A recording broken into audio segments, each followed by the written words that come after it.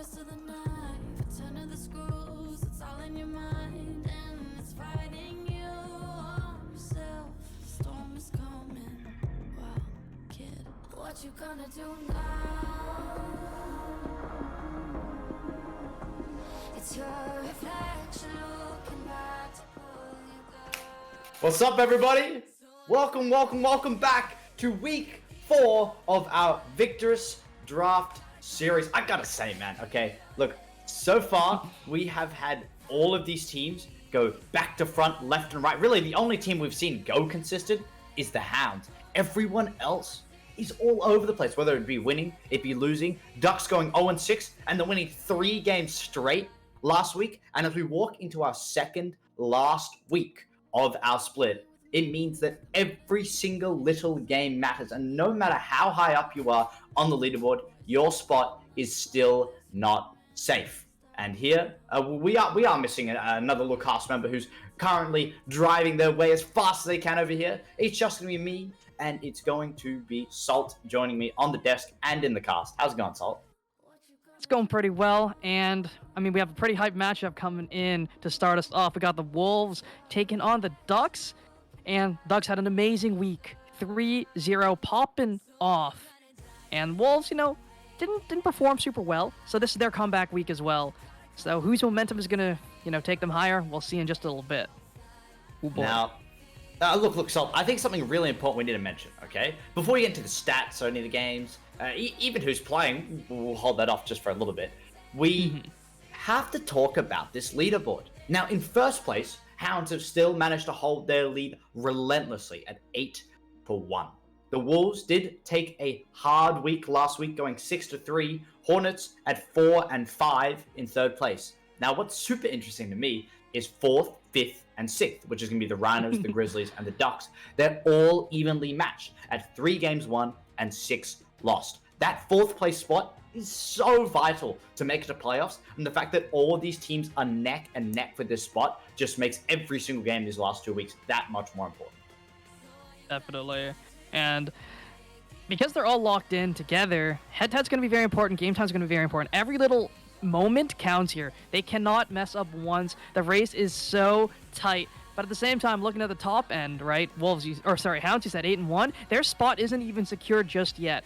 They need to have an amazing week, a spectacular week right here, right now, in order to guarantee themselves that first place position going into week number 5. So the cards aren't set just yet. We still have a few things that could shake up the whole entire standings here. And it's just really, really fun. This is probably the most, I think, intense sort of group that we've had here in VRD in a hot minute.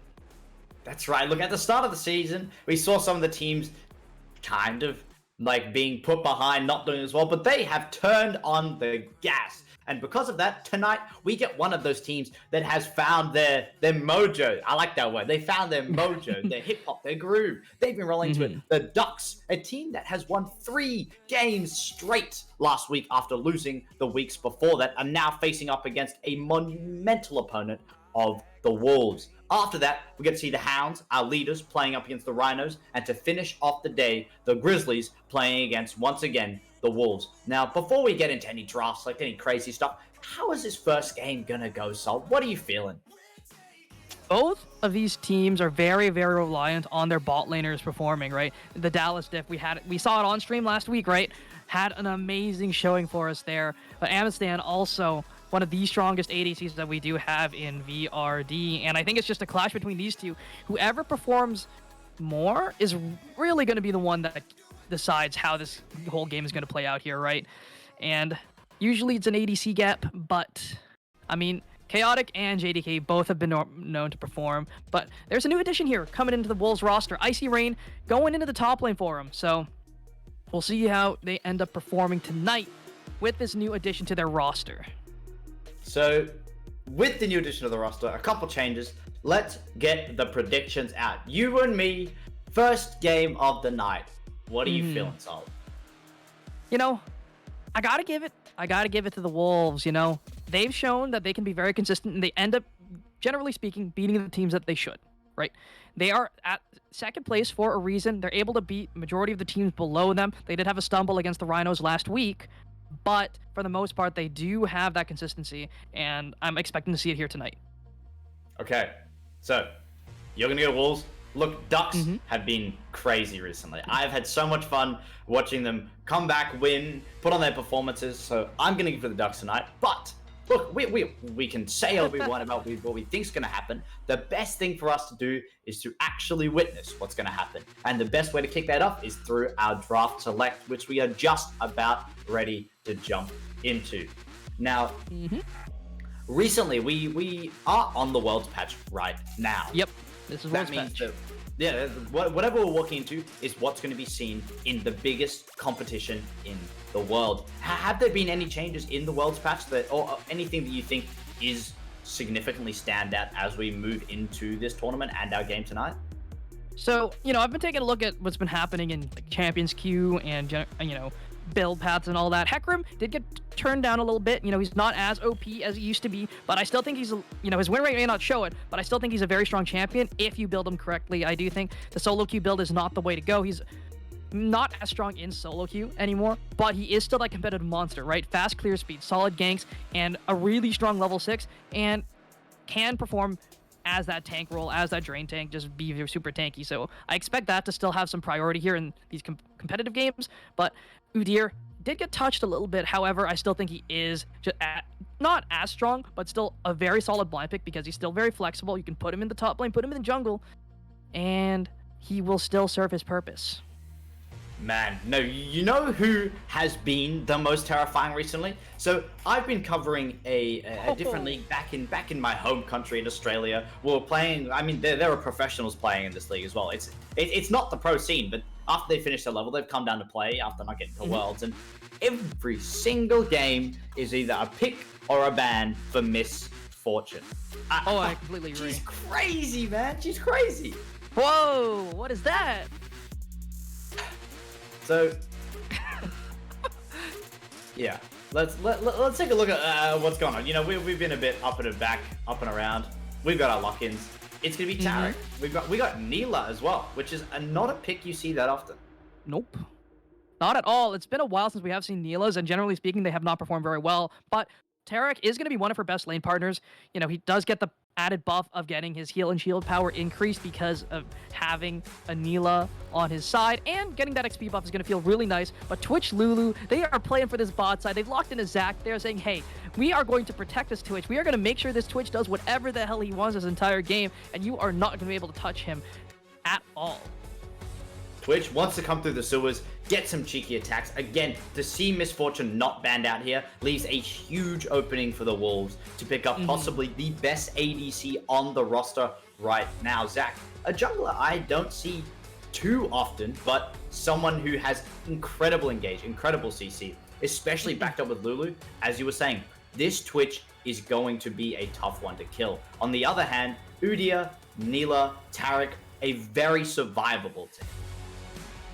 Definitely. They have a lot of sustain, they have a lot of shields and heals, and, will be able to survive the open. If the Twitch can't kill them in those first 5 or 6 autos, that is going to provide a lot of value with that Cosmic Radiance, right? That's something to always be worried about, especially facing champs like the Tarek. But we do see a couple mid laners banned away. The Sylas taken away from JDK, popped off on that last split, and Victoris here, double control mage just taken away from Chaotic, trying to move him away from all of those long-range picks that do have some playmaking potential.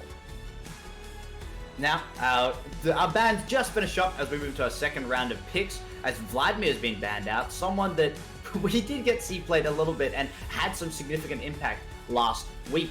Sylas taken out, and so is Victor, looking towards our mid lane, which has been absolutely shafted in this banning phase. Swain gonna come through, just adding to the peel and survivability that the Wolves are already providing for this Twitch. Twitch is a massive center for the team of Wolves right now, and they probably need a second carry here coming through in the top lane. Even if Twitch does fall, I think Swain and Zac deal enough damage as a duo to make up for the fact that their carry does falter, right? Swain just does so much damage and is so difficult to kill, and I don't think Neela's the right carry to be able to deal with him. The Udyr may be able to provide some CC, yes, but the Poppy is going to be some solid frontlining here. They have a great front line to deal with whatever the Wolves can throw at them, and it's an amazing pickup here into the Zac, and it still maintains that flexibility, right? You can send that Poppy to the top lane, or you can keep her in the jungle and have Udyr, running around, getting more XP up on that top side as well. But we'll see what they round out their comp with here. One more pick will show the hand of what the Ducks want to do. But one thing to note, though, is they're a very, very short-range composition with very few long ways in. They don't really have the, I guess, hardest engage possible. They are really reliant on someone mispositioning here from the Wolves. But even if it's the Swain, it's so hard to burst him down, and they don't really have burst damage in their favor. But it's looking to be a control mage coming in from Chaotic. I'd love to see a Cass. It will be the Cass. I don't think we're going to see a Ziggs here. Cass has been an unbelievable mid laner recently. Definitely not a... oh my god. Okay. I don't even know what to comment because I haven't seen Ziggs in so long. So Ziggs is generally considered at least a lane counter to the Swain. Does outrange him, can, play that, orb walk away from that claw. That's the main thing you really have to worry about as that Ziggs. Just don't get caught up by that ability. You will out wave clear, you will out push, and you will take plates super fast, super easy. And the Swain can't really do much about it, right? He can't really match you ever in wave clear. You will always be pushing faster, and the Ziggs will always be able to get towers, push the wave, roam bot. Even if they don't get a kill, they can maybe get some plates, maybe even take the tower. Remember, the execute is going to be very nice as that Ziggs, but the Mordekaiser is going to be locked in the top side here for Icy Rain, and that's a solid pickup here. We'll be able to deal with the Poppy. We'll be able to deal with the Udyr. Whoever they send towards the top side is going to struggle because Mordekaiser fares very, very well into those tank matchups, and we'll be able to remove a key member during these big team fights. Now, I think the biggest thing we need to talk about here is one of the biggest reasons Ducks has locked in the Ziggs is the lack of siege. We just mentioned that they are very short range, and something you need, especially when you have a Baron buff on your side, or when your team is, when everyone else on the other team's alive, but you're still trying to put pressure on them. Currently, there was no one that could do that. Ziggs, on the other hand, still doesn't exactly provide that relentless poke onto the tower, but once it gets low enough, that tower is going to be shattered off the face of the earth. I like the Ziggs lock-in, but something I'd like to talk to you about, Sol, is with Neela, I haven't seen her too much. Is she someone who wants to focus more on dishing out damage like a Twitch does, or I know she's more close range? Take us through how Neela likes to play and what she is in a composition like this. So she plays very similar to Samira. Her early game is a lot weaker, mind you, but she provides a lot of team value with that Jax Counter-Strike that's on her W, right? She's able to give it to her teammates and allow them to dodge the Twitch autos. Again, it's a very solid pickup here, right? We'll be able to provide a lot of value. So it's really on the Twitch to try and find the perfect moment to open, maybe bait the cooldowns with a W or something. Hope that will be enough to force that W out from the Neela, because she provides so much value, right, for her entire team. Runons does not even matter if all your autos are blocked, right? Can't really do much in the first few seconds of the fight, and I think from the Wolves composition, those first few seconds matter a lot, because that Cosmic Radiance provides so much value as the fights go, and I think proactive use from the Ducks is going to be what they have to look for. Try and eliminate key carry while you have your defensive abilities up, so you can use those defensive abilities more offensively. I really like seeing teams look to make things happen with the Taric R, with, those big abilities, with the Poppy R as well, instead of just using them defensively. And the Ducks don't really have that capability because it's very hard for them to run through the champs. And even if they have a Ziggs to poke them out a little bit, I just don't think it fits the composition. I really think they needed a better go button to enable the Neela, to enable the Udyr pick, right? And I think my camera is going to space. Give me a quick second. Very nice. And while your camera tries to find its ground floor landing and come back, which it has, I think Wolves is trolling, to be honest. Okay? They chose 4 green champs and 1 red one. Like, true. Come on, man. Just choose a Cass or something mid. Then your whole team would be green and you auto win. Exactly. Green gap.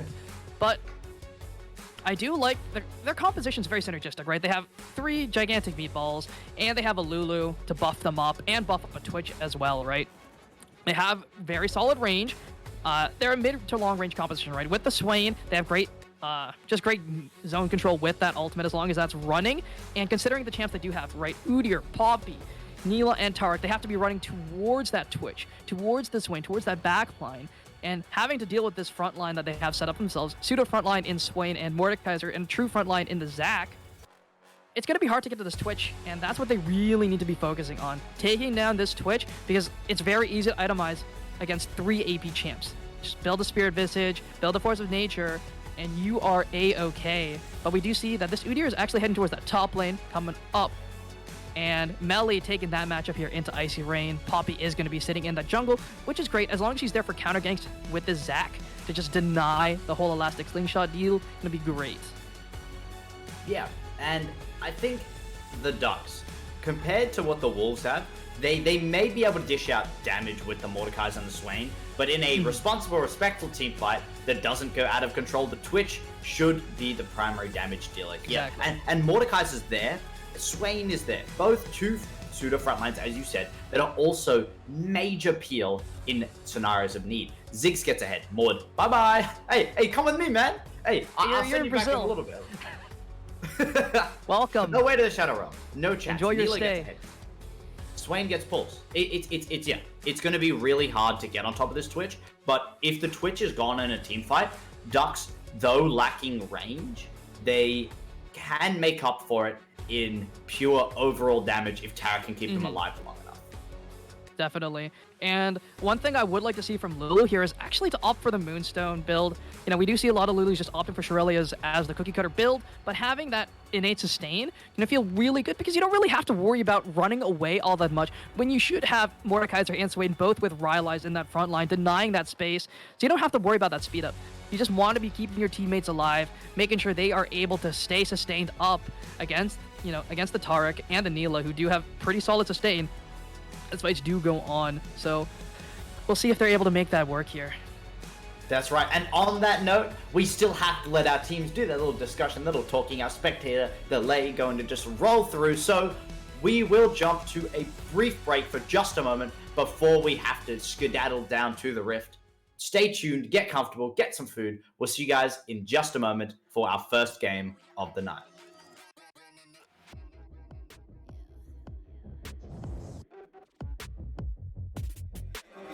Too fast, life moving in slow-mo. I'm a guy, but I actually don't know. I mean, better put your pride aside.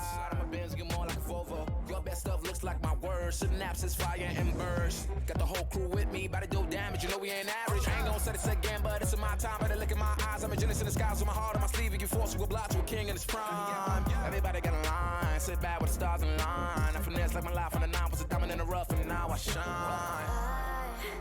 No one could stop us, they'll try, but they won't. Nada nos puede parar. Oh no, we're wide awake now. Our eyes are wide open. We're running this world. We're keeping it turning. We're living like giants. Yeah, giants. We're bigger than giants. We're giants. Oh, sleeping giants. Sleeping giants. Yeah, shutting it down. Been in the ground and my people all up in this place. Spinning this thing, go to my rank. Royalty up in my veins. I'm loco, think I'm so cold. I say something, ain't no going back. Now they ask where Kiki's at. I'm like, you can't hang with that. 쏟아져 빛이 멀게 된 눈이 멈추지 않아. Once we go, 내게 더운 날로 모든 배 빨리 달려. 넌 못 따라와. True damage we do it. True damage 보여줄게. 뭐든 쉽게. 이기든 지든 my crew make the beat. No one could stop us. They'll try, but they won't. Nada nos puede parar. Oh no, we're wide awake now. Our eyes are wide open. We're running this world. We're keeping it turning. We're living like giants. Yeah, giants. We're bigger than giants. We're giants. It's not the way we're weak, but we coming right back. This time you're gonna see how we do it like that. We're living like giants. Yeah, giants. We're bigger than giants. We're giants. Oh, sleeping giants. Sleeping giants. I keep on shattering time. I might just leave you behind. Homie, you stuck on rewind. You just quit sleeping on mine. You got your back on recline. When I damage your delicate spine, please don't act out, shy and surprise. They be like, what you mean? What is your winning scheme? I got a giant team. Big as my self-esteem. Run it back, run it, man. They think they go hard, I'm like, come again. You run out of time and I'm busting in. While you stumbling, I got this blade in my hand for your punishment. We're wide awake now, our eyes are wide open. We're running this world, we're keeping it turning. We're living like giants, yeah, giants. We're bigger than giants, we're giants. You thought that we were weak, but we coming right back. This time you're gonna see how we do it like that. We're living like giants, yeah, giants. We're bigger than giants, we're giants. Oh, sleeping giants, sleeping giants.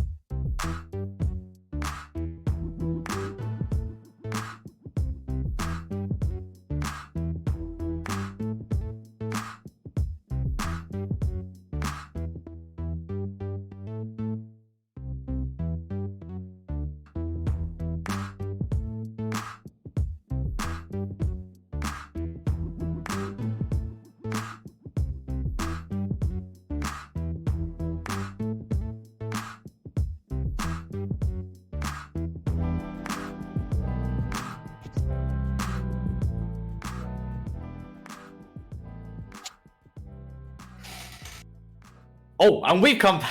Welcome back to the Rift, everybody. We kicked it off with an epic battle here, going in the top lane, and the matchup we're seeing today will be Melly G and Icy Rain facing up against each other with an Udyr and a Mordekaiser. But Melly G isn't going to let it sit back just at that. Now backing up with Hayden, getting some vision.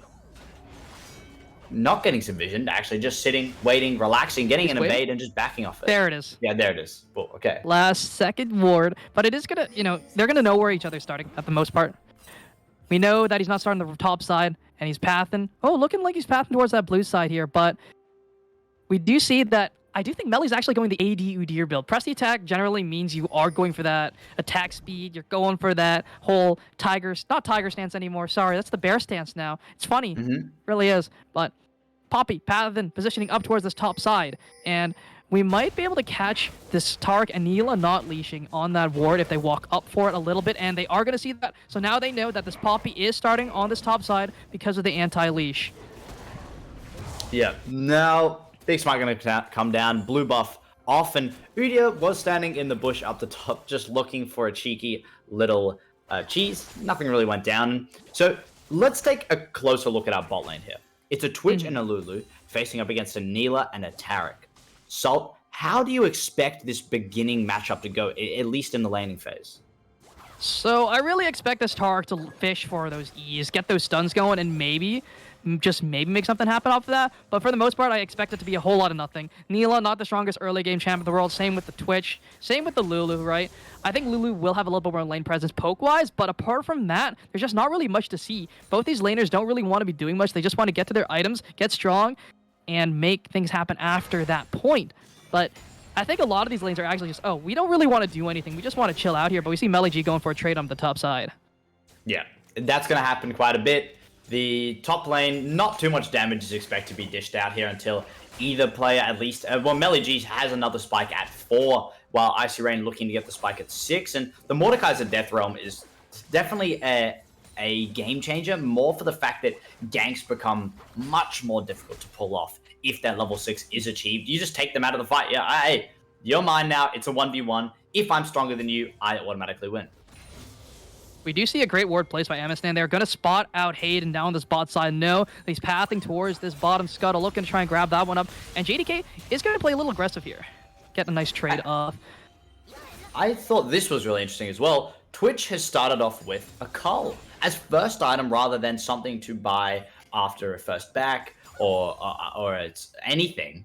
Does starting with a cull seem... I mean, is that a good idea? I think it's fine in this lane, just because there's not really much to be expected from a Neela, from a Tarek. Both those champs love to scale, love to just sit and go even. And if you're going even, you might as well profit from that, and that's exactly what Amistan's looking to do with that call, right? To farm up, get that going, and we just see JDK getting some good trades, and Chaotic not really respecting the range, not playing the matchup the way you're supposed to here. Yeah, same as Icy Rain, been walking up on Melly a lot, taking some tower shots, trying to turn this one around. It's going to be soft, it's going to be slow. There will be brief moments of trade going on here. Now, as Neela still focusing on getting these minions, taking their time in lane, we're still looking at about a 6,000 gold difference, but it may change just now as Dallas jumps on with Quintic as well, trying to get a stun down to kick things off, but they might be taking more damage than they bargained for. Now, Amstam turning this one hard as JDK as well, looking as Chaotic in the mid lane, both still gonna take it slow. And we're also, if you take a look at the jungle CS, right, we're seeing a big difference here in CS. And normally Zac isn't the fastest farmer, but because of those big old nerfs that hit Poppy just a while ago, the good old nerf hammer did touch her a little bit. She is a little suffering, she was able to get first base off and is just looking to clear as fast as possible, but the Zac hasn't even touched base yet and is still a solid 10 CS up and will only start clearing faster as he does get those items. And his innate passive clear is very, very nice, very, very strong. But we just keep seeing these trades up at the top side here, and eventually one of them is going to fall. Yeah, well, Melly G taking a bit too much damage from the tower, and now going to get punished here by Icy Rain. Can't make distance outside that Mordekaiser passive, and first blood here is going to go to the Wolves.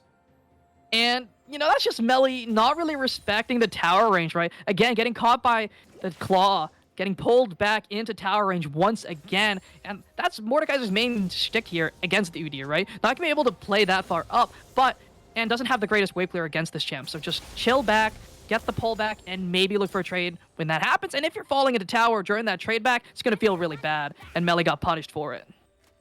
Zach finally getting the first back and actually gets a balmy Cinder in the back pocket. Clears, especially with those groups, camps going to be looking much faster now. And looking towards potentially a lane gank here on the bot side. Dallas and Quintic, they have no idea what might be coming down on them. Gets into the bush. Quintic probably had vision on that one. Now looking for jump in, has Hayden to back them up. Both teams going to look for an engage here as Hayden's on Paradox. Doesn't get the stun down off the slam. Dallas going to keep it up. Finally gets the pick here on the poor Lulu. And that's all they want for now. And they get a nice pickup here. Feels really nice. And a well-played gank from both sides. Karthik there for the counter, looking to just protect his team. But, you know, it's a Lulu, right? If she gets caught out, she is very susceptible to getting burst down. If she doesn't have the Hugify, if she doesn't have those shields rolling for herself. And she just got picked off. Nice and easy. Poppy-based damage is just as effective against champions. Not as effective against monsters anymore. But Neela is able to capitalize on that. Get herself a kill. We do see the wave clear differential coming in here for both solo laners, right? The Ziggs just able to push in nice and easy. Same with Melly, who has better wave clear than this Mordekaiser, so they will have prio towards this top side and can look for this Rift Herald, which will be spawning in a little bit. But we do see Karthik pinging towards this dragon, wants to try and grab that one up for himself and for his team. Having the Earthquake up, definitely gonna... Oh, Melly G walked up a bit too far. Now caught inside the Shadow Realm of Icy Rain. Both looking on top of each other. And Melly just does no damage at this point. Getting trapped inside that Mordekaiser circle is too much for the poor Udyr. And he's done it again, right? Gets pulled back, tanks another tower shot, and falls just because of the poor positioning. And that's something that we've been taking a look at here this game from both Chaotic and from Melly. Taking bad trades because of their positioning and, you know, getting these big solo laners online a lot faster. And I think these big melees is exactly what Neela does not want to deal with, these big drain tanks, because her DPS is great, but she really wants to kill people within that Apotheosis window, within the Cosmic Radiance window. And if she can't do that, it's not going to be all that ideal as these fights do go later and later because of the sustained damage coming in from the Swain and from the Twitch. But they do get that early Mountain Dragon for themselves. A great pickup. 8% armor, sorry, is it 9? I do believe it's actually 9%. 9% armor and magic resist. That is such amazing value this early into the game and will only scale up as time goes on. And Hayden getting pulled back by the claw. Map pressure very split right now. Currently, Mordekaiser with 2 solo kills on top of Udyr means that they have very strong dominance here over the top half of the map. Udyr can't get yanked because he's up against a Mordekaiser. They lose control of this Rift Herald, this prio, most of the time. But on the flip side, JS Chaotic, that's a big blow away here for JDK, not letting him get on top of him, staying alive. Again, this mid lane, so much ability for both players to get out of fights if they need to, that I don't think we'll see much happening. Hayden here wants to put the lane further forward. A flash comes out here from Dallas, a stun against the wall. Oh my god, Amsterdam can't even find room to move. Perma-stun as Dallas picks up the second. Now looking towards Paradox as well. You're up too far and a double kill here as the Lulu, too much confidence. And that's just the power of the Poppy, right? Her ganks are so insane. Getting those big setups with the phase rush, able to shove Amistad into that wall and guarantee Dallas is able to land the full proc of that Apotheosis onto both members of the enemy bot lane. Looking very nice here. And Dallas is playing very well, but I do think it's all thanks to Hayden finding these amazing ganks, giving up farm because he knows that the Zac is going to be looking to just farm up, get those items as fast as possible here. Going to be just looking for angles, looking for anything to push this bot lane further ahead because that's where their damage is. That's their main source of damage as the game does go later and later. They need this Neela to pop off, and she already has 3-0-0, a 300 gold bounty on her head. Yeah, almost getting that Swain low enough to get a gank here as Hayden was looking for it, but Swain sees it coming while the mid laner, JDK and Karthik both will look for their backs, getting back to base, staying comfortable. JDK cancelled the back now, hanging around just a little bit longer. Our bot lane now looking really strong here on the side of Ducks. A 3-0 Neela. Now already with some Zerkies, got the Noon Quiver on the back, building really fast here towards their mythic item. And the goal difference is still exactly the same. Hayden immediately going to come in for a gank here, but doesn't have his bot lane to back him up just yet. Amstan now trying to get away, but again, this Twitch is caught out. The one person they need to put ahead for a sure chance of the game for Wolves is just not getting a shot to climb their way into this game. Karthik, though, still in it, looking for a jump, channels it over, splodges here on top of Dallas, but Dallas dodges the splodge. Now Karthik caught inside that huge ultimate, and Tarek is going to make everybody invincible. No trade, but a big survive here for the side of Ducks. JDK still looking for more. Hayden too low and gets blown up here by the Swain. Now Karthik gonna turn it around again. Can Dallas come down? Has a stun here from Quintic, but it's not enough damage to stay alive. The healing was there, but still not enough. Amstan now back to life, looking for revenge on the support that took him down. They're gonna give it straight into the hands of the ADC, who so sorely needs it. Yep, getting a little bit of gold on this Twitch feels really great, but I think the true winner here is going to be that Swain. Picks up the shutdown, picks up the kill onto the Poppy as well. Will be well on his way to getting that first and second item, getting the Zonias, getting that Rylai's as fast as possible. Just going to make this game so much harder for the carries of the Ducks to play out. Won't be able to fly high if your wings are clipped, and that's exactly what the Swain is trying to do, spreading his own wings here. Now, Swain, that was a brilliant roam. Really gave opportunity to shut down not only the ADC, but the support as well. Shutting down Nilo, shutting down Tarek. They were in such a strong position and even denied a gank here from Karthik. But that final third man assistance here from the Swain was really what made the world the difference. Now, both teams have, though seemingly it feels like they're level, and even Ducks having tempo control, it's actually the Wolves here who have the gold lead. In the hands of the Swain, in the hands of the Mordekaiser, but Neela, the only person carrying a wallet on her team, seems like it's going to be more than enough for now. And having that Mythic completed feels very, very solid, and full boots as well. You just mentioned she did have the Berserkers, so she will be very strong in this upcoming fight. 35 seconds here on this next dragon here, and I think my timer is wrong. I can't really tell what dragon this is going to be, but we'll see in just a second here. And Poppy going to be able to grab up the scuttle nice and easy, have that early free vision that cannot be denied whatsoever. Did Lulu steal that one? No, unfortunately, the little Yordle not going to be able to take that one. We do see Zac positioning behind the Swain, looking to try and find an angle, catch someone out. But mid prio has not been gained by either team here. The Ziggs is going to be walking, but will not be here in time for the spawn. And this Herald is going to be huge. Someone's going to have to answer, and they're already moving their Mordekaiser down as well.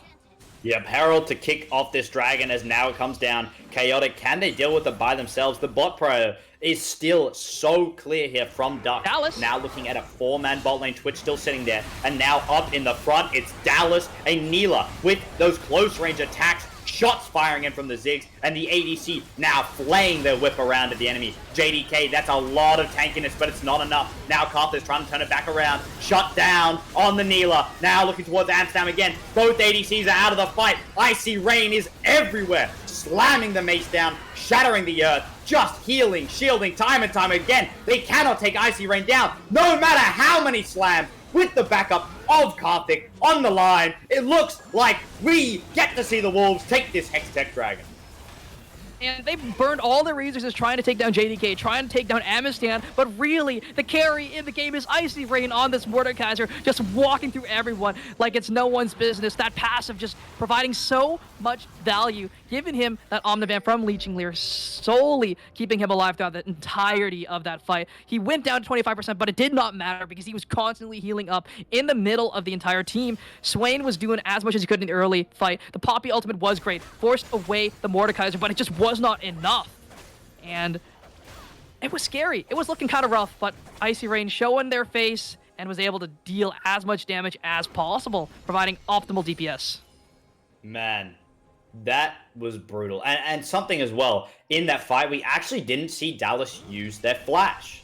They held onto it tight, and again, Neela being a much more close-range champion means that you don't necessarily want to flash all over the place, but dying as an ADC in a fight that pivotal, it's given Wolves such a lead now. It may only be 3,000 gold, but they won by a very wide margin, giving a bunch of kills to their jungler. Oh, Amstan.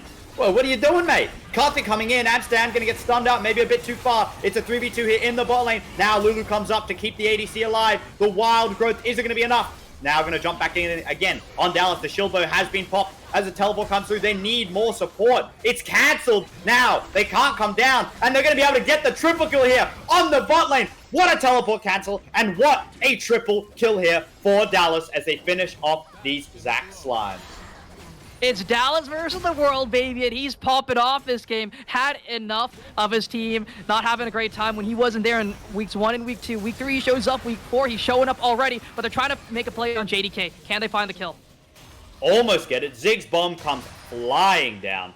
but Ooh. another one is not going to be finished off. It looks like Swain did build Flak Vest, and it won't be taking any explosive damage today. Nope. And things are looking a little rough here. Dallas is that key source, and they tried to take him out, right? They brought down Zach, but that's not enough. Again, the one reason they won that fight last time in that 4v4 was because they had JDK there. The Swain just outputs so much damage and is really solid up against the Neela, who does need to be in melee range to deal her damage. Swain loves playing against any champ along those lines, right? So having range champs trying to deal with this Neela feels really bad because they don't really have the damage right now. Twitch just had to play the Rune King, nothing more, and this Neela was on 1.5 items, now finishing up that PD and the pickaxe, just looking so strong, so powerful here, and will be able to deal this damage in these upcoming fights. We do see Melly G in a little bit of a tussle here with Icy Rain. A lot of move speed from Udyr, definitely handy on dodging Mordekaiser's slam and the pull as well, but still not going to be enough to be able to take down this giant that's standing against him in the top lane. Mordekaiser's looking dangerous. Dallas up too far, gets the shield up, does not want to pop this shield bow if they don't have to. Doesn't have much support. It is Quintic and Dallas once again against the world. Down comes a nuke to back them up. Karthik might be the first victim tonight. A root come down from JDK, and it looks like with the support of a Swain, they are far more dangerous than they appeared the last gank they made onto the bot lane. Icy Rain still looking, gonna get knocked away by Chaotic, takes the poor Yordle into the Shadow Realm, under the tower, gonna continue the barrage, but it's too much, gets the trade, he's not gonna be traded back just yet, finally goes down, Swain ascends to the demon form, now looking for more, Karthik still managed to hold on, oh my god, Swain electrocutes the entire team like Count Dooku, finishes them all up, and that's a massive victory once again for the Wolves. The Demon Flare just doing so much work here, and we're just seeing the power of these AoE soul laners who just have to walk forward, right? The Swain dealing so much damage once he had that ultimate available, you know, kind of not playing the fight well in the early portion of it, not having that ultimate is really what he needed. But Icy Rain shows up, buys enough time, taking out the Ziggs as well. That's all their magic damage off the table, so all they have to worry about is dealing with this Neela. And sure, the Mordekaiser does finally fall after dealing that finishing blow in the Death Realm, but the Swain had ultimate. The Swain was able to pop off and land a big old pop there onto Dallas, picking up both kills, getting a huge shutdown in his back pocket as well. Dallas finally faltering, and that feels very solid. Swain, 2 items, looking to build out Zonios, and he will be an unkillable monster in these upcoming fights. Man, that Swain, I mean, I think Icy Rain not dying, somehow not dying from those tower shots was absolutely game-changing in that fight. They had to commit a lot of their resources just to finish off this Mordekaiser that managed to kill those Ziggs in the last second of their Shadow Realm, getting the buff so they could stay alive just a little bit longer. It forced Neela to move up more than they should have. Melee G to trying to get another stun down. And from that, JDK again, the electrocute, the lightning bolts just flew out. And it wiped them. It turned them into dust. But gold count here looking equal still, as shutdowns will come through. And I think the most important thing to mention here is, though it may not feel like the majority of Ducks are ahead, Neela is 10-3. They are sieging this top like they should not ever be doing. Swain ascends, but doesn't get to stay alive for long. Ziggs comes down and absolutely discombobulates the Swain as the Rift Herald gets another charge through. Gonna get another one too. Starting to look here towards the inhibitor. This is a massive push here for a team that should not have that much siege. Having Chaotic here to finish up the towers means so much, and Rift Herald is not done yet. Shelly goes for another charge, and another tower goes down with the assistance of the little Yordle. We see the Dragon Prow coming in here from the Wolves, and the Ducks recognize that, say, hey, we're going to grab this Rift Herald, instantly push top lane, get these towers. We have a Ziggs. We can instantly burst these towers if there's no one to answer. And there was not a single bit of wave clear up there until JDK walked up, got caught up between the towers, and fell. That allows him to get that push onto the inhib, onto that tower as well. Taking down the Nexus tower at 19 minutes is amazing, but the fact that this Rift Herald is down, or sorry, the inhib's down, means that they're not going to be able to farm top lane for the next little while. All this gold and experience will be funneled towards either this Twitch or towards this Swain here. And, you know, I think it's a little bit early to look for that kind of play. They have to end the game in the next 5 minutes in order for that to be worthwhile. And that, I mean, the Ducks aren't really a team that want to end the game in the next 5 minutes. They wanted to drag out another 10 at the very least.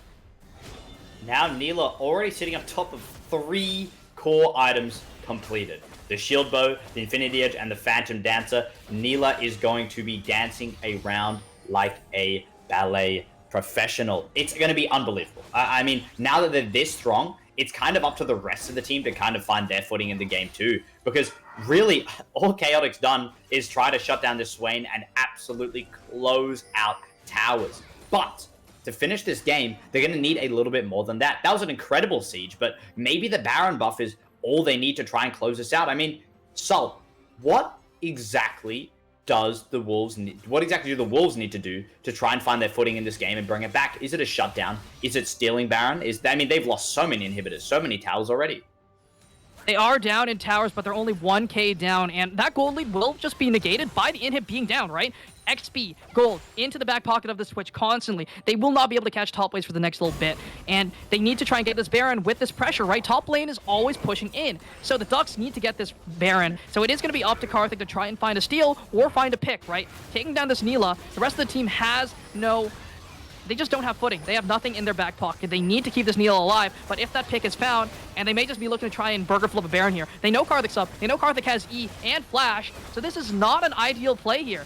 It could just be a burger flip, a 50-50, and is that really the play you want to be making right here, right now? Yeah, pushing out the Baron now. Hayden stuck inside the Shadow Realm. Smite is not a possibility. Hayden knows they can't die. Tries to knock more as far as they can. And even outside the Shadow Realm as Icy Rain getting knocked too low. Forced to flash over the wall here as Karthik bounces over as well. Gets the root here on top of Dallas. Now Dallas turns invincible. Is it going to be enough? JDK now pushing further on the poor support of Ducks.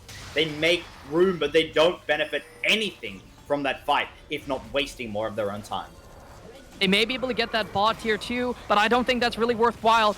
They have so much gold in their back pocket, and they're just not able to capitalize on it. One tier 2 on their 0-4 Udyr doesn't really do much when their Mordekaiser is already affecting these fights, forcing summoner spells, forcing people to walk away from objectives that should already be theirs. And we do see this dragon spawning up here in 2 minutes, but we do see it started up. Karthik is in the area, not spotted just yet. So to be able to take this Baron, they have cleared so much vision. And the vision control the Ducks have been constantly laying out is very impressive. They're still looking, still getting health lowered. Bit by bit, this Baron is whittling down, just waiting. Hayden, you need to get this Smite down. You're watching closely. There it comes. It looks like Karthik couldn't get the steal. Now inside the Baron pit, all alone, gonna be finished off. They have the Baron buff at their heels, and now Melly G pulling the rest of the team towards the Ducks. Melly G is going to be exchanged here for the price of the Baron, and now it's whether or not the Ducks can find even more room here to close out the game. They only have one Nexus turret left, the Wolves, and it is getting pushed here constantly by those empowered minions. Not only empowered, but they have the super minions as well, backing them up. There's a huge siege coming down, and it's whether or not a team composition like the Ducks can continue to siege against a team with 3 members still alive. 1 minute left here on this dragon spawn here. This is sole point here for the Wolves. If they can get this one, stall out for the next little bit, they are in such an amazing position. But Dallas is so strong. 3 items already. Their Twitch has just completed 2 and isn't really nearly as strong in these fights. But look at the Mordekaiser. Look at the Swain. Both of them 2 items, and effectively Swain at 3 because Zhonya's components matter more than the item itself. Having that stopwatch is going to be so important. Will buy so much time in these fights because he is pseudo frontlining. He has to be in front of this Twitch to try and allow him to at least do a little bit of damage here. But Karthik clearing down towards this bottom side here. 26 seconds. They may either opt to give this one or look for a steal. Karthik can die, but the rest of the team cannot. That's right. Karthik, though not particularly ahead in kills, is the go button for the team. We're talking about go buttons time and time again. Karthik is the biggest, greenest, fastest, most pushable button I've ever seen, and it really comes down to how well Karthik can start the fight off. Now, we saw earlier in that Baron fight, the one that failed and no one died, was that Karthik jumped in, was on top of Hayden, then looked towards Dallas as things started getting worse. Did actually get the stun and the pull, but it was down to Quintic to give that golden radiance here to keep Dallas alive and invincible for those few moments, meaning that the peel is here is crazy. Hayden now stuck inside the Shadow Realm once again. Icy Rain looking hungry for this one. The bumps him far, far away and managed to get another minute to survive, another moment as the siege is going to slow down. The Baron buff still thriving just for a little bit longer, but they pushed far enough. Is it far enough to allow them to take this dragon with no contention? It looks like it. It's a big tanky dragon though, 9k, but they are going to be shredding this one. They have a lot of DPS. Karthik is going to give that one up. Just look to try and get some more farm on these carries and get to 3 items before this next fight here. Going to be very important. Neela does have that QSS though, will be denying that death throw, but at the same time, Icy Rain hasn't really been looking to ult this Neela, looking to just take away Hayden, take away Quintic, Melly out of these fights, just eliminating these annoying threats for the team so they can focus on the carry, because Dallas is still susceptible to getting burst down. That's what they need to do. Burst down Dallas, and the fight is won. But if Dallas is able to pop off and survive, these fights are going to stay just as hard because she is scaling. Dallas already almost on 4 items. I mean, doesn't Icy Rain want to try and shut down Dallas here, get the Death Realm? It's a Mordekaiser who's 5-1, has plenty of resistances here. It seems like the right play to do. It may seem that way, but Mordekaiser does not win, and I think he knows that. Even with the itemization he's gone for, this Neela is just so incredibly strong that it requires the DPS of at least 2 or 3 other champs to deal with her. And the shield bow makes her deceptively tanky, right? She's getting a bunch of HP from her mythic passive, and also has effective HP from that shield and the lifesteal. So if he is going to alter, he needs to try and alter after her shield bow pops so he gets that bonus AD when that item does proc, in fact. But we do see this top side being pushed in here. For the most part, no turret to defend this inhib, but JDK is this last vestige trying to protect this one. Dealing some decent damage here, but Karthik looking for an engage. Still waiting. Dallas wants to start this one off, forcing JDK to ascend to that demon form once again. You're up a bit too far here, Dallas. Now, needs to make room, gonna jump right in, can't pull anyone down. Forced to Zhonya's right off the bat, especially after the ult is popped. Now, trying to get back into the backline. Icy Rain not looking towards Dallas, inside that Shadow Realm. Can't make a move here, as 2 go down, so does Dallas. JDK is once again coming through with the damage that this Swain has needed to for this entire game. We've seen it before, we're about to see it again. Now looking towards Chaotic. The poor Yordle cannot make this distance, as JDK is going to pick up another for a massive killing spree. And that's a huge fight there for the Wolves, right? They didn't even lose the inhib, right? They only lost a couple summoner spells. Dragon up here at 240, but they saved their inhib for the next little while. Melly's just trying to farm up, stay strong, but still isn't really relevant in the game. And they were able to get some money back onto Twitch, able to get more money onto this Swain, who should be able to finish up that zone. Just didn't even need to burn the stopwatch that fight, and that's really massive. Dallas falls once again, has completed that Mercurial Scimitar at the very least, so still has that QSS item, but you see it's not on cooldown. That means it wasn't used, and Icy Rain was not ulting Dallas, and that's huge. He knows what target to look for. Just isolate a tank. Isolate someone so that Dallas does not have as much peel. And Dallas did have to end up using that stopwatch there in that fight, so will not have it here. Man, and that just shows that if played correctly, Wolves are still very much in this game. Dallas was thrown around in that fight. Dallas had a really hard time of trying to get away. They were forced to ult and then Zhonya's, and then Tarek tried to drop something down to keep Dallas alive more, but it just didn't go well enough now as JDK wants to look for more here. Mordekaiser is still sitting in this bottom river along with Udyr taking the Scuttle Crab. The rest of the Wolves here are putting pressure on this Baron. They want vision, they want control, and Ducks have been doing it so effectively for so long that the Wolves are still finding it hard to get anything down. And it's really hard to walk up and get vision if your support's a Lulu, right? If you're something getting burst down, but Dallas hitting over that wall and proc a little bit of that overheal, make himself look a little bit tankier. But Twitch has finally hit the 3 items, and Mercurial Scimitar itself, not a strong item as well. Sure, it gives a mythic passive a little bit, but I don't think that matters as much at this point in the game here. Twitch on 3 versus Neela at 4 when one of hers is utility. I think that's an alright spot, but Hayden gonna use that steadfast presence to buy some space. Yeah, it's much needed space at that. Both teams are putting in dangerous They're just starting this. They're going to start the Baron. They know that the other team has no vision, but it looks like Wolves does get the spot here. They know what's going to go down. It's whether or not they can burst this Baron down faster than expected that matters. JDK wants to get in here as his teleport finally coming through. No one can deny it. Now inside the pit, Mordekaiser getting this death run would be bad, and he finds it. The steal comes down. The Baron now in the hands of the Wolves as Karthik is going to bounce through the enemy team. Now JDK as well, showing off why he won last fight and why he will win this one again. Going golden, burning that hourglass we were talking about for so long. still the center of the fight. As Dallas now getting focused on by the Mordekaiser. The damage finally coming through. The picks may have come through for the Ducks ADC, but it isn't going to be enough. It's a 3 for 2 here. The Wolves walk away with the Baron and the gold advantage. Not only that, look at the Dragon spawning up here in 2 seconds. Karthik already running right towards them. Hayden getting forced away by JDK. They have no way to get this Dragon, and that's sole point here for the Wolves. They get more gold onto Amistan as well. That is massive. And Icy Rain just making sure Karthik does not have to deal with a 50-50, right? Able to smite at the perfect point, does not have to worry about a Poppy annoying him, knocking him out of the pit, because, hey, I'm Icy Rain. I'm making sure this Poppy cannot play the game, making sure we get all these objectives, and that is absolutely massive for the side of the Wolves, getting themselves salt point here, and the Baron, both neutral objectives in their back pocket, and now securing themselves at least a little bit more gold. They are still slightly behind, but the gold differential, at least gold percentage, it doesn't even matter at this point. It's barely 1k, and that is exactly what the Wolves needed. A way back into this game. 3 items here on the Swain, 3 items here on the Mordekaiser, and Anathemas on one of the carries, most likely Dallas. Yeah, look, Dallas has been building up their damage, getting a little bit stronger, but they've almost maxed out on items already. Now, once this happens, then Dallas will not be able to scale anymore, and Dallas has already been doing a fantastic job. What's happening is JDK is getting in the middle of the team, absorbing so much health and so much damage that even Dallas alone can't finish up, because if Dallas walks up, then they're in the hands of Amstan or Karthik bouncing around. Karthik is like a pseudo wall here for JDK. When they ult, they just bounce around and land on anybody who gets too close to the Swain. And that's really what's blocking away Dallas from closing this out. Everyone else just doesn't do enough damage to make an impact. The longer the game goes on, both teams will get stronger here. As Twitch finds room to scale, I think that Wolves actually find better footing in this game. There is no way you're building Shadow Flame into 3 pseudo tanks. That's not real. There is no way that's real.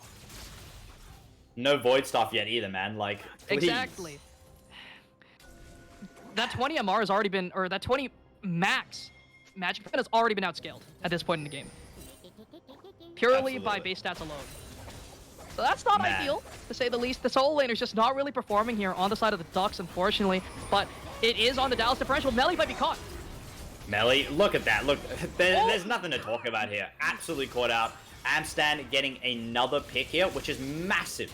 That Twitch getting ahead is bigger than you know. It's Twitch going down, getting the stun down here on JDK, forcing Deem Time already. This is massive. Forcing out an ultimate here from the Swain means that it's going to wear off, and if the cooldown isn't unbelievably quick, which it is, it's unfortunately. Oh my god! Look at the time on the right! It's already a quarter done! What? Yo! We burn that every day of the week. Damn! Why is the cooldown so fast, man? A lot of ability haste coming in from the build path. Anathemas has that Leandri's and Zonia's, plus the mythic passive. That's a lot of ability haste JDK sitting on. Let's take a look-see here. Sitting on a solid... where are we? A nice and solid 79 ability haste. That is huge coming in. Almost 50% CDR if you're talking in old terms, right? But we do see this dragon spawning up in 2 minutes. It's up again. His ult is up again. While we were talking about it, it's already up. That's crazy. But all the Wolves have to do is just turtle, get Amistan to that 4th item, get him to that Infinity Edge, and I think they're able to win this game here. I think the chances just go up a significant margin. It goes from like 50-50 at this point, or maybe 40-60 in favor of the Ducks, to a 50-50 or 60-40 in the Wolves' favor, right? Getting this 4th item is going to be what matters. Ziggs scaling off, especially with that build. AD Udyr only on 3 items at this point in the game doesn't really do anything. It's just more of a cannon minion here. And the Ziggs is that artillery that doesn't really have that much damage, right? You have a utility item in the Morellonomicon. You have a non-item in the Shadow Flame, and you have Leandri's. Yes, that's an amazing item, but it doesn't really do all that much at this point when you have poor items built around it. I think Ducks really need to close this one out. They are on a time crunch. Though this gold lead, it really is non-existent. It's been very close this whole game, and right now it's only 2,000 gold. The next dragon coming up in just over a minute. The next Baron coming up in just over a minute. This is where Ducks need to make their move. Whether it's capturing both of these objectives, if the Infernal Soul goes into the hands of Wolves, the game is as good as over. Exactly. And finally, Hayden has that QSS, will be able to deal with Icy Rain. You're looking for these big plays here. But we do see this Twitch coming out of stealth here. Will be spotted out here. And able to deal some decent damage here over the wall. Poke out Dallas a little bit, but Dallas having a lot of sustain. Will not have to worry about that for the next little bit. Icy Rain, look for that base. 35 seconds left on this timer here. Problem is, the Ducks are blind in this bottom river. They might have control right now, but they do not have the vision control that they've had even in this top side right now. I mean, there's 2 control wards up there, denying vision, keeping control. Both teams want to look towards this Baron, but neither does Wolves. Their vision is getting cleared out.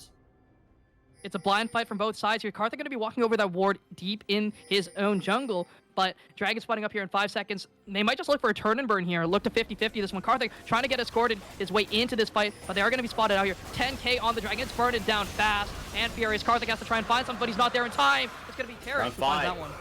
Ducks, they don't want to fight this one. Quinta getting caught out early. Dallas now going to get thrown in the middle of the fray. Pulled down again, trying to keep everyone alive. Down comes the Tower Cult to keep them in place. Now Dallas gets exhausted. The focus is on this ADC. Now flashing in the middle of the fight. Takes down the enemy ADC. Now on top of Karthik, you need to turn around. Taking down into Slime Form. Icy Rain next on the menu. A course about to be eaten up. They finish off Icy Rain as their main course. Head towards the Baron as dessert. 40 seconds here on these death timers. It's going to be a while, but they're looking to try and push down this top lane and this mid lane, get these things rolling as fast as possible. Again, they have a Ziggs. If they can get onto this Nexus tower, they can insta-burst that one nice and easy, but JDK just trying to clear waves, has to do so, might just have to die for him. Ulti will be up in time, but they're pushing as fast as possible, fast and furious, and they're looking to try and catch him out here. So they decided not to go for the Baron. They want to end the game right now, therefore they must end the game right now. The inhibitor goes down, they're clearing the wave like lightning. JDK up too far, and in a group of 5 with just a Lulu to back you up, there is nothing you can do. The shutdown comes through, the tower crumbles, and so does the Nexus with the trophy held high in the name of the Ducks. And that Poppy ulti, you said it, would be a game changer, and knocking JDK out of that fight is exactly what led to the victory here of the Ducks. Sending that Swain flying high above the sky meant the Ducks were able to swoop in low and take out the rest of the team. Man, that game, look, Ducks was, they had a very loose grip on the game, is all I can say. They got ahead for a little bit, and they were like ever so slightly ahead for a really long time. And the damage here from Nilo was 37,000, but Ziggs actually did 33,000 damage too. What? That's a lot, man. That should have been more. There's stuff to talk about there, but we welcome back to Mr. Shibby, who is here and hopefully was watching the games and will be able to give us an opinion here on what happened. It's the same as last week, guys. Dallas diff, right? I mean, it was insane once he got to those 5 items, right? We talked about the Twitch, or you guys talked about the Twitch 4 items, but you didn't realize that the Nyla 6 item spike, the BT is what made all the difference, right? Crucially, you talked about the window of time needed to kill somebody, and that was the Taric ultimate. And that beautiful fight played out at that dragon, or after the dragon was taken, actually. You saw what happened, right? Poppy ulted JDK out of the fight. That cleared a path for Dallas to just run straight in onto Twitch, burst him out, and then it was done deal after that. You have the Ziggs ready to push down the towers. I mean, Dallas right now has the highest damage per minute in all of VRD. And it's no coincidence why, right? And he's miles above the second person. I believe he's like 100 or 150 damage above the next person in line right now, especially with this game given as well. So the thing is, you know how the Ducks want to play. You understand where they carry from, but how do you stop it, right? This pickup that they've gotten has been providing them wonders so far. And I believe they're currently on like a 3 or 4 game win streak if we count last week. Yeah, a 4-game win streak is what they're sitting at right now. Undefeated in those last 4 games, and it's been unbelievable. They are 6-4. Okay, at the start of last week, they were 6-0. At the end of this week, they could be 6-6, equalizing their score and putting themselves in an unbelievably good position to at least climb up to 4th place here. Don't forget, the Hornets still have a very takeable position, and 4th place is contested by everybody right now. If Ducks can keep up the pace they're moving at, it's looking really good for them. By Wolves, we do have another game for them on tonight. And I'm really curious to see where they go, because though they may be sitting up there in 2nd place, they are only at 6-3. Now at 6-4, easily overtaken by other teams. I mean, if Ducks wins every game and Wolves loses every game, Ducks is tied for second place. That's crazy. Exactly. That's the scary part here, right? Everything's close. There's not a single team that has a spot secured in playoffs anymore, right? And it's been like that for this entire week. Ever since week 3 ended, week 4, not a single team has guaranteed themselves a spot in playoffs. So we'll see where the cookie crumbles here, but everyone's looking strong. Everyone's trying their hardest out here. And I hope to see, everyone step up, show us their A game here. And I mean, it's just so crazy tonight. Okay, my stomach is rumbling. I got some porridge. Oh, you guys call it oatmeal, whatever. Waiting for me on the bench. We are going to jump to a quick break. I'm going to go with the porridge. You guys, whatever you have for dinner, go start munching that one up. Get ready. You're going to need these calories. You're going to be sweating them all out in our next couple games. So make sure you don't miss it. We're going to jump never mind. to a Hounds quick have break, playoffs locked. and we'll see you as we jump back into the next Champ Select. See you guys soon.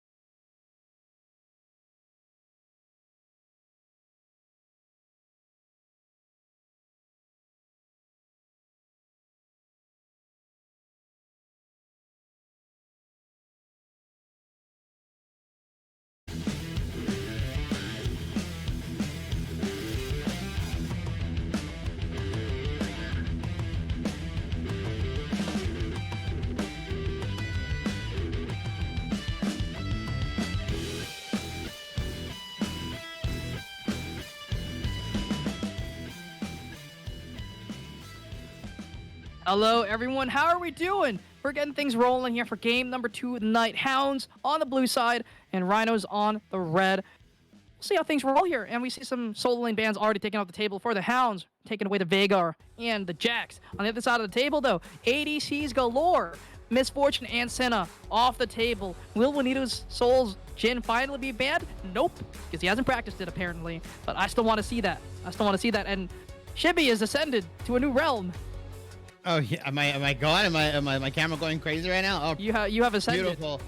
All right, I'm in a snowstorm right now. That's awesome. But anyways, Akali being I'm taken for the ascending Hounds. too. Yeah, I think the tail of the tape here, right, is that the Hounds are a very strong solo lane dominant team, right? Individual performances across the board. I think Saturation kind of runs a VRD at the moment, and these guys very individual high individual skill. Whilst the Rhinos, if you look at their team, their jungler has some of the highest KP. I think he has the highest KP in the game right now. So they're a team that kind of is better some of their parts, right? They don't necessarily rely on like individual outplays, individual skills, laning.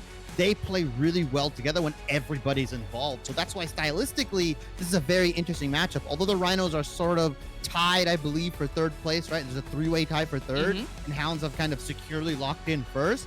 There's a very real possibility that if the Rhinos play well together, if they set up objectives and they set the team fights up correctly, that they can just completely run the Hounds over, right? Because Hounds are very, very reliant on individually outplaying their lane counter or their lane matchup, or in sometimes, in this case, the jungle matchup. One thing to note, though, it's not actually Saturation playing tonight. It is... I can't pronounce that name, man. I'm sorry. But, yeah, so no Saturation, and that's a key part of the Hounds, right? They really do use Saturation to their fullest, right? We do see a lot of strong picks here picked up here for the Hounds, right? Akali, super strong. And, that is one counter that a lot of people do, in fact, use against the Akali, the Sylas. And we logged in here. But Trundle's still very strong. Again, he's not a fast clear, but that doesn't really matter when you can just say, hey, your stats are mine. I will take that gold value and give it to myself. And the Kai'Sa here, such a strong pick here into tanks and into a lot of bruisery style champs, because she can deal a lot of damage nice and fast, and the execution feels very nice. Although Ashe is considered a sort of soft counter to this Kai'Sa, because she is just able to W, and the Kai'Sa has to walk forward to try and get into auto range. So if Winter can space very well, this Kai'Sa is going to have a rough time in lane and maybe even in later game team fights as well. But we do see, Yuumi the Thresh taken off the table, 2 of those big supports removed. Thresh did get buffed recently, so he is still quite solid here. Rhinos, though, taking away the Aatrox and the Olaf, and very strong, top laners. Olaf is still a flex pick, but Aatrox, that key the key blind pick that you can grab up as blue side, as red side, if you do want to hold your top lane pick. And I am becoming red as my hair. Give me a second. Yeah, and I like to see kind of this counter for counter, punch for punch kind of drafting that we're seeing, right? Rhinos draft the Maokai, Hounds take the Trundle, said, you know what, I'm going to take all the stats, I'm going to nullify him as a tank, and then they take the Akali, so then the Rhinos take the Sylas, which is a counter matchup. Kai'Sa got some little bit of quality of life, I would say, quality of life, a little bit of buffs coming in for her in these last couple patches, right? She's been seeing, she's going to see a little bit more play, I believe, as we get into the draft here. And Janna being picked up. Really nice pick. Really nice disengage from the Rhinos, right? They want to start these fights off either with the Ashe arrow or with the Maokai follow-up, or vice versa, right? They want to lock somebody down. They want to be able to kill them and zone them out. And there's a lot of setup for these wide, sweeping team fight ultimates with the Maokai, with the Renata. So I really like the Janna. You have the Tornado for disengage. You obviously have the Monsoon. You have the W slow just in case. Like, it keeps your team alive. And especially if you have someone like the Akali, somebody like, in this case, potentially the Gnar, like we see here, diving into the backline, you need to make sure your Kai'Sa is protected, or if she's not, she's diving in the backline with them, right? So it provides that flexibility. I think they have more than enough engage with the Trundle, with the Gnar here. Rhino's gonna even it out with the Wukong. So Rhinos are just going for a full-on 5v5, pretty much brawl composition. And like I said, they're much better when they play together, right? High kill participation coming out from Cowsip Jr. He loves to be around the map. He loves to get things started early. While on the side of Hounds, like you said, Saturation really likes to play. He's not in here, though. It's going to be Nien on the jungle, but also Juanito Sol, a very, very solid pickup, a very, very solid player in his own right. Top of the leaderboards for KDA, top of the leaderboard for assists. Him and Peekaboo just run bot lane VRD at the moment, and they are very, very involved. They like to be moved around. They don't just like to dominate bot lane, and they like to be in these objective fights. So, like I said, Rhinos have a very smart 5v5 basic composition. It's up to Hounds to execute on their disengage, on this sort of pick composition that they've drafted. The Hounds have to play around flanks and around picks. They have great pick potential with the Akali, with a Trundle as well. So they need to try and play off those cooldowns, find some picks, and make plays that way. Peekaboo is going to be that solid split push who will at the very least be able to deal with this Maokai in the early game, has that range advantage, but I do think Maokai does outscale in the side, has pretty solid wave clear as well with those saplings and the new Q. It does a lot of damage, and so does Maokai himself now, right? He sustains up so much that he's just able to output damage longer and longer as the fight goes on. So we'll see how this Gnar does fare here, but it's not all about that. The Gnar wants to be looking to try and engage, try and find some, some angles to look over walls with, especially with an Akali. If you can get a big pick, let Akali do her AoE thing, eliminate certain targets, that's exactly what you want to have happen here. But the Rhinos have a good way of denying that with a Maokai, with an Ashe, with a Renata. The fact that the Hounds have to look for flanks, to look for dives here, it's going to feel really awkward as the game does go later and later. Renata becomes stronger and stronger, and so does the Maokai. Yeah, and usually the Maokai build that we see most of the time is they go Sunfire straight into Fimbulwinter, and then they build usually a magic resist item, right? Because the Sunfire already gives a bunch of armor. And usually what you'll see is that he'll be a frontline. He's a pseudo drain tank with his passive, right? He just keeps autoing. As long as abilities are flying out, as long as spells are hitting him, he's gonna auto, he's gonna drain tank.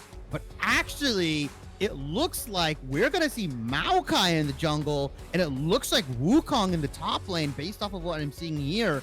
And so Maokai jungle, a jungle that has been kind of sparingly played in Champions Queue. I think Santorin has been one of the individuals in Champions Queue has been kind of like spamming it and really playing it a lot. I've played it myself. I put in a couple games, about 5 or 10 games. It clears better, don't get me wrong. But the idea is that you need a lot of income for him to be very tanky. And just unfortunately in this meta, junglers don't get that much unless they're spam ganking or they're ultra fast clearing champions. Things like the Hecarim, things like the Nidalee, the Kindred, these farm style junglers that get a lot of gold. But Maokai is just pure gank, right? He sets up perfectly. He throws the sapling down, he W's onto you, gets the Q. He's all about ganking, and unless he's picking up those kills, which he probably doesn't want to be taking them away from his Wukong, from his Sylas, he's not going to get to that mega tank form as fast as a top lane Maokai would. And especially going into Trundle, Trundle can just invade. If he takes lethal tempo, just walks up to Maokai, he could just beat him to a pulp. Maokai has ways in, but he really doesn't have the greatest ways out here, especially if Trundle does hold the pillar. I think they want to look for invades because they should have prio from Akali, from Gnar, especially against the Wukong and Sylas. They should just be able to look for topside invades, make plays that way. That is exactly what the Hounds want to do. Set behind these solo laners because that's the real threats here on the side of the Rhinos, right? Sylas and Wukong can become problems if they have a lot of gold, if they have a lot of XP. So shut them down by taking out their way into the game. Their jungler, right? Ashe and Renata, they don't really do much in lane. They're sort of just sit back, chill, scale up. Ashe can do some damage, but mostly been used as a utility carry this season. Renata scales so well into that late game. Her ultimate provides so much value, and the fact that her bailout gives you a second chance is imperative for the success here of the Rhinos. Yeah, the bailout going on to somebody like the Sylas, like the Wukong, can really get things going. And Sylas has a lot of good ultimates to steal from. On paper, you don't really see like, oh, it's nothing big, nothing sweeping other than Gnar one. But the Trundle ultimate onto Sylas is actually very, very scary. It works virtually the same way as if there's an Alistar in the enemy team and he takes the Unbreakable Will. He becomes very, very tanky. He gets a bunch of health. And on top of that, he does a crap load of damage because of the way Sylas builds. So he can be a menace into that backline. The trick is, though, that Sylas needs to ult the Trundle while the Trundle has ulted, or after the Trundle has ulted the Maokai. That way he can essentially negate any stat changes or any stat effects and turn Trundle back into his non-tanky self. That's going to be the outplay here. Also has the Gnar ultimate. Can grab the Monsoon if they're just looking to take an objective really quickly. Any sort of engage that comes in, he can immediately use that and heal up his team, blow the team back. So it's going to be up to Lobum. He's played this Sylas very well. There's been a lot of good Sylases in VRD. I think this champion is very, very good, along with Seraphine, who's kind of been running the gambit. Obviously banned here, though. And I think, like you said, RNO is very strong 5v5 team composition. They just need to make sure that they don't lose too heavily in the early game so that they can start contesting these objectives, start taking them early, and forcing Hounds on a pace that they're not comfortable with. Speaking of pace, we are on pace to hit the game at the exact time we're supposed to. So I'll be right back to get things rolling here for game number 2 of the night. We'll be right back.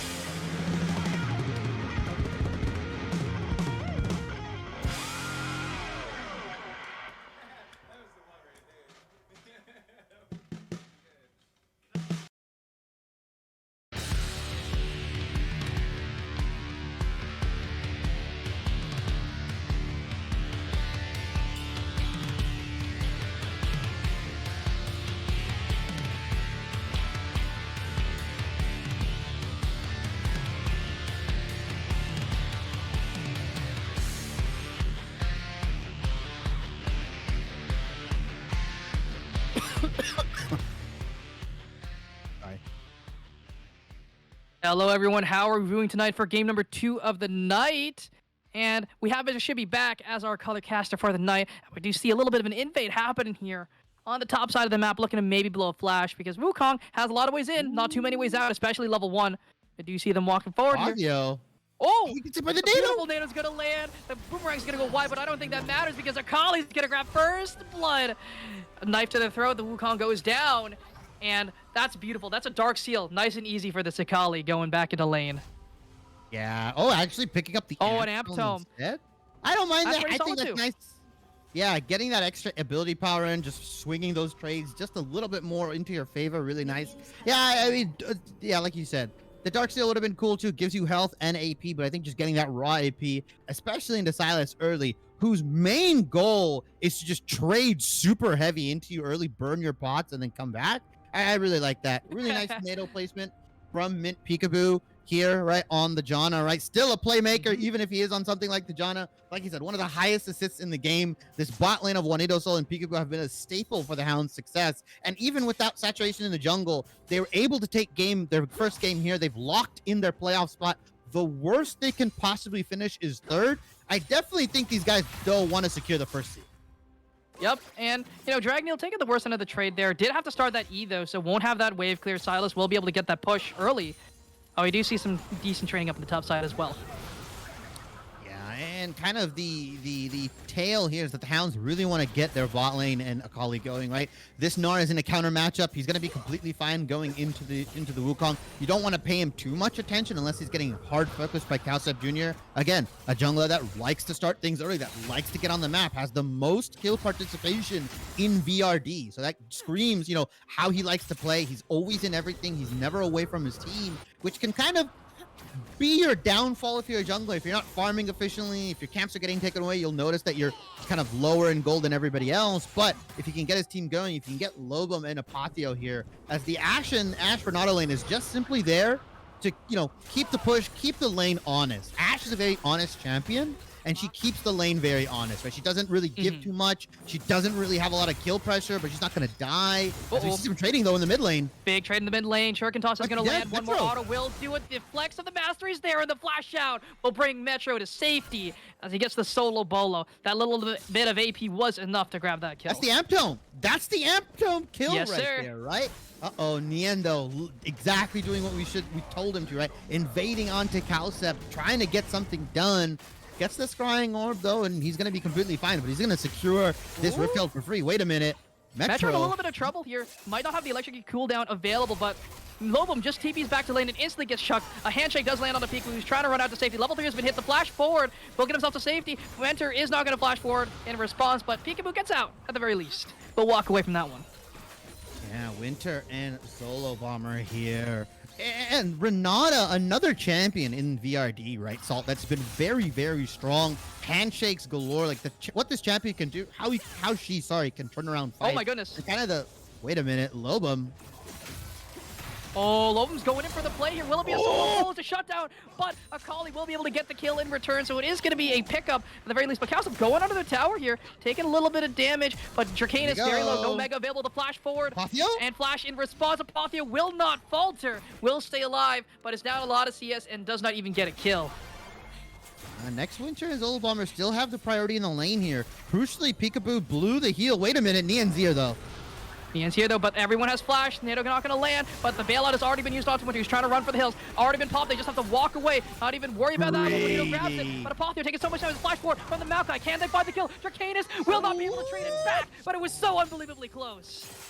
It was so close. And next Winter just getting absolutely greedy with his summoner spell here. Didn't think. Wait a minute. Lobum for a big trade. Big trade in the mid lane. Nothing going to come out of that one though. But you're talking about Winter. Use the ghost. Did not opt to use the flash to try and get out to safety. Exactly what I was going to say, right? Super greedy with the summoner spells. Didn't believe that Nian was about that life. Could not hit the pillar. Instead, actually pops him back. Thought that the heal or the ghost was enough. Game has been paused, though. We are at a small timer. I don't know the reason here. I know, Salt, you're in the game right now. But just getting super greedy with your summoner spells early. You cannot give that to a team like the Hounds because they will take the game and run with it. You've got to be as precise on your movement. You got to be precise on your summoner spell usage as you can here. And right now, the Hounds coming out to a very early lead. It's going to be a lag issue coming in from the side of the Hounds right now. Just a little bit of, disconnecting, ping issues. Wait, it's Riot. What do you expect? You can't expect anything, honestly. Small indie company. We are back live rolling here, and I hope I don't get the buffer bug because I will be out of sync. But it looks to be okay, at least the first little bit here. Yeah, we're going to be rolling right back into this.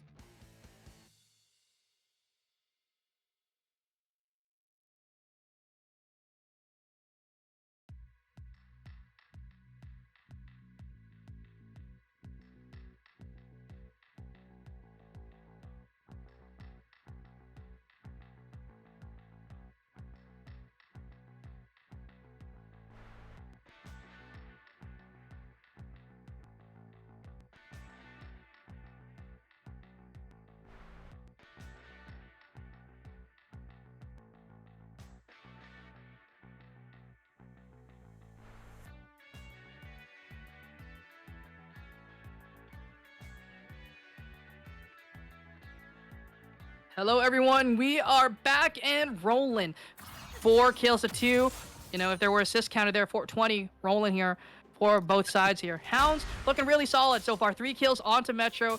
75% kill participation on this Akali. Looking real spicy this game here. Showing off their assassin muscles here. Yeah, nice little 1.3k gold lead. Chunk of that is definitely on Metro here. Lobo is going to get solo kill potentially. Solo bolo. R2's going to miss, and it's going to be the perfect execution gone wrong as Cowstep finds the kill. The tree has had enough, finally felling the human. Yeah, we see a Poncio going in for an aggressive trade too. Right place, right time. Draken is still jumping in. Ooh, Dracanis trying to find the Meganar, almost available. Poncio already using that W, knows that's happening, and Dracanis gonna hit that Mega, gonna grab the cannon, and look to take that amazing trade in favor of himself. No flash available on either of these top laners, so things are just gonna pass away. Pass time is normal, but up 20 CS in this top lane, feeling really nice. Yeah, and that's just that matchup, right? Ranged into melee. Gnar kind of dominates that top side. Probably the best ranged top laner in the game at the moment. Just so abusive, so disgusting as Next Winter and Zolomar are setting up the gank here. They're setting up Cowstep Jr. for success. He has the R available. So if they do step out of fashion, they will get caught here. Wait a minute. Next Winter taking a little bit of CC here. Good trading here coming in from Peekaboo, but Next Winter taking a lot of damage. Guardian already blocked here. But look where the Maokai is behind enemy lines. Looking to take down Juanito's Soul. Gonna bump him back into the team. Next Winter finds that one. Still has the bail. Still moving as fast as possible towards Peekaboo, who is gonna pop the Summoner heal to try and get away. Trying to get out to safety. Akali waiting in the wings, but they are gonna get a 0-for-nothing trade. Getting themselves 1 kill. Yeah, Rhinos, again, playing super well as a team. Cowstep Jr., there's a reason this guy has the most KP in the game. Wait a minute, though. Lobum taking a little bit of a bad trade here, not able to trade back very effectively. It is the Akali who has that Shroud, but Kaisa did burn that flash last fight here. Not looking too hot as we see things rolling here in this bottom side of the map here. Down a little bit of farm. Did get that kill early and the assist, but this, you know, this Ashe is having a solid time so far. Ooh, Dracanis going in here.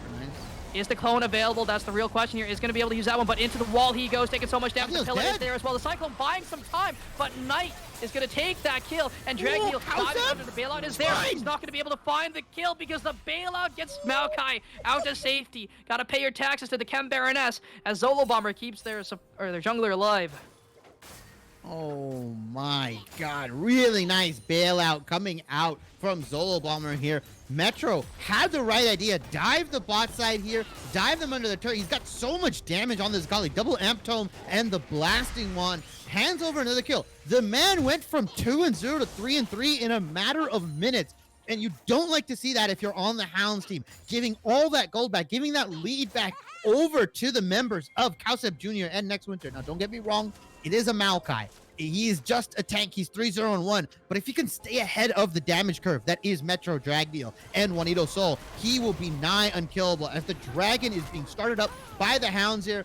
That dive from Akali did at least set them up for that. Everybody had to back on the side of Rhinos. They're not going to be able to contest this, but it is just an Ocean Dragon Salt. It is probably one of the weaker solo dragons in the game. It is the weakest solo dragon in the game, my friend, unfortunately. They had the ball Cloud, they grabbed that one up. Yeah, I actually value Cloud a little bit higher here, but Dragneil taking a little bit of a bad trade here. Bone Plating going to help low him out just a little bit here, but Ultimate has been stolen away. Yeah, interesting opinion on the Cloud Drake. You know, the movement. Ooh, Lobum has used the perfect execution, is trying to execute Dragneil, who may just follow, but a beautiful flash will get him out to safety. The execution goes wide. Yeah, and Metro Dragneil now with Rhino, they're almost even keel on the items, right? Lost chapter to the alternator plus Blasting Wand Amp Tome. Like they can trade pretty effectively. Lobum has the Conqueror as well versus the Electrocute here. So if these fights in the mid lane get extended longer and longer, that Kingslayer plus Conqueror healing can really start turning these trades in his favor. Metro Dragneil needs to look for these short burst trades. Extended fights are not the way you want to go. Perfectly like that in the Shroud, use the Q, use the E, back up, get the Electrocute proc off, and then redo it again once it comes off cooldown. You saw what happened. Oh, beautiful ultimate coming in for the Maokai, but Dracanis peeling himself away. Lobum, though, might have found a little bit of a troll in the jungle, and Metro gonna try and steal away this one. Kingslayer buys the healing, buys the space, and Metro's not gonna try and give that one over, as it's just a solo bolo by the jungler.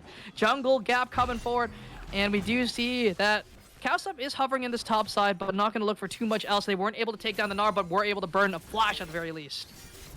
Yeah, and interestingly enough, Nian going for that tank jungle build on the Trundle here. Frostborn Gauntlet just looking to be a super annoying auto attack based champion with the lethal tempo. Try to get as many procs as you can off. A lot of solo queue Trundles you'll see, or a lot of Trundles in any kind of play. You'll see them go Divine Sunderer into the Frozen Heart, into the Anathemas. Wait a minute, bot lane trading though.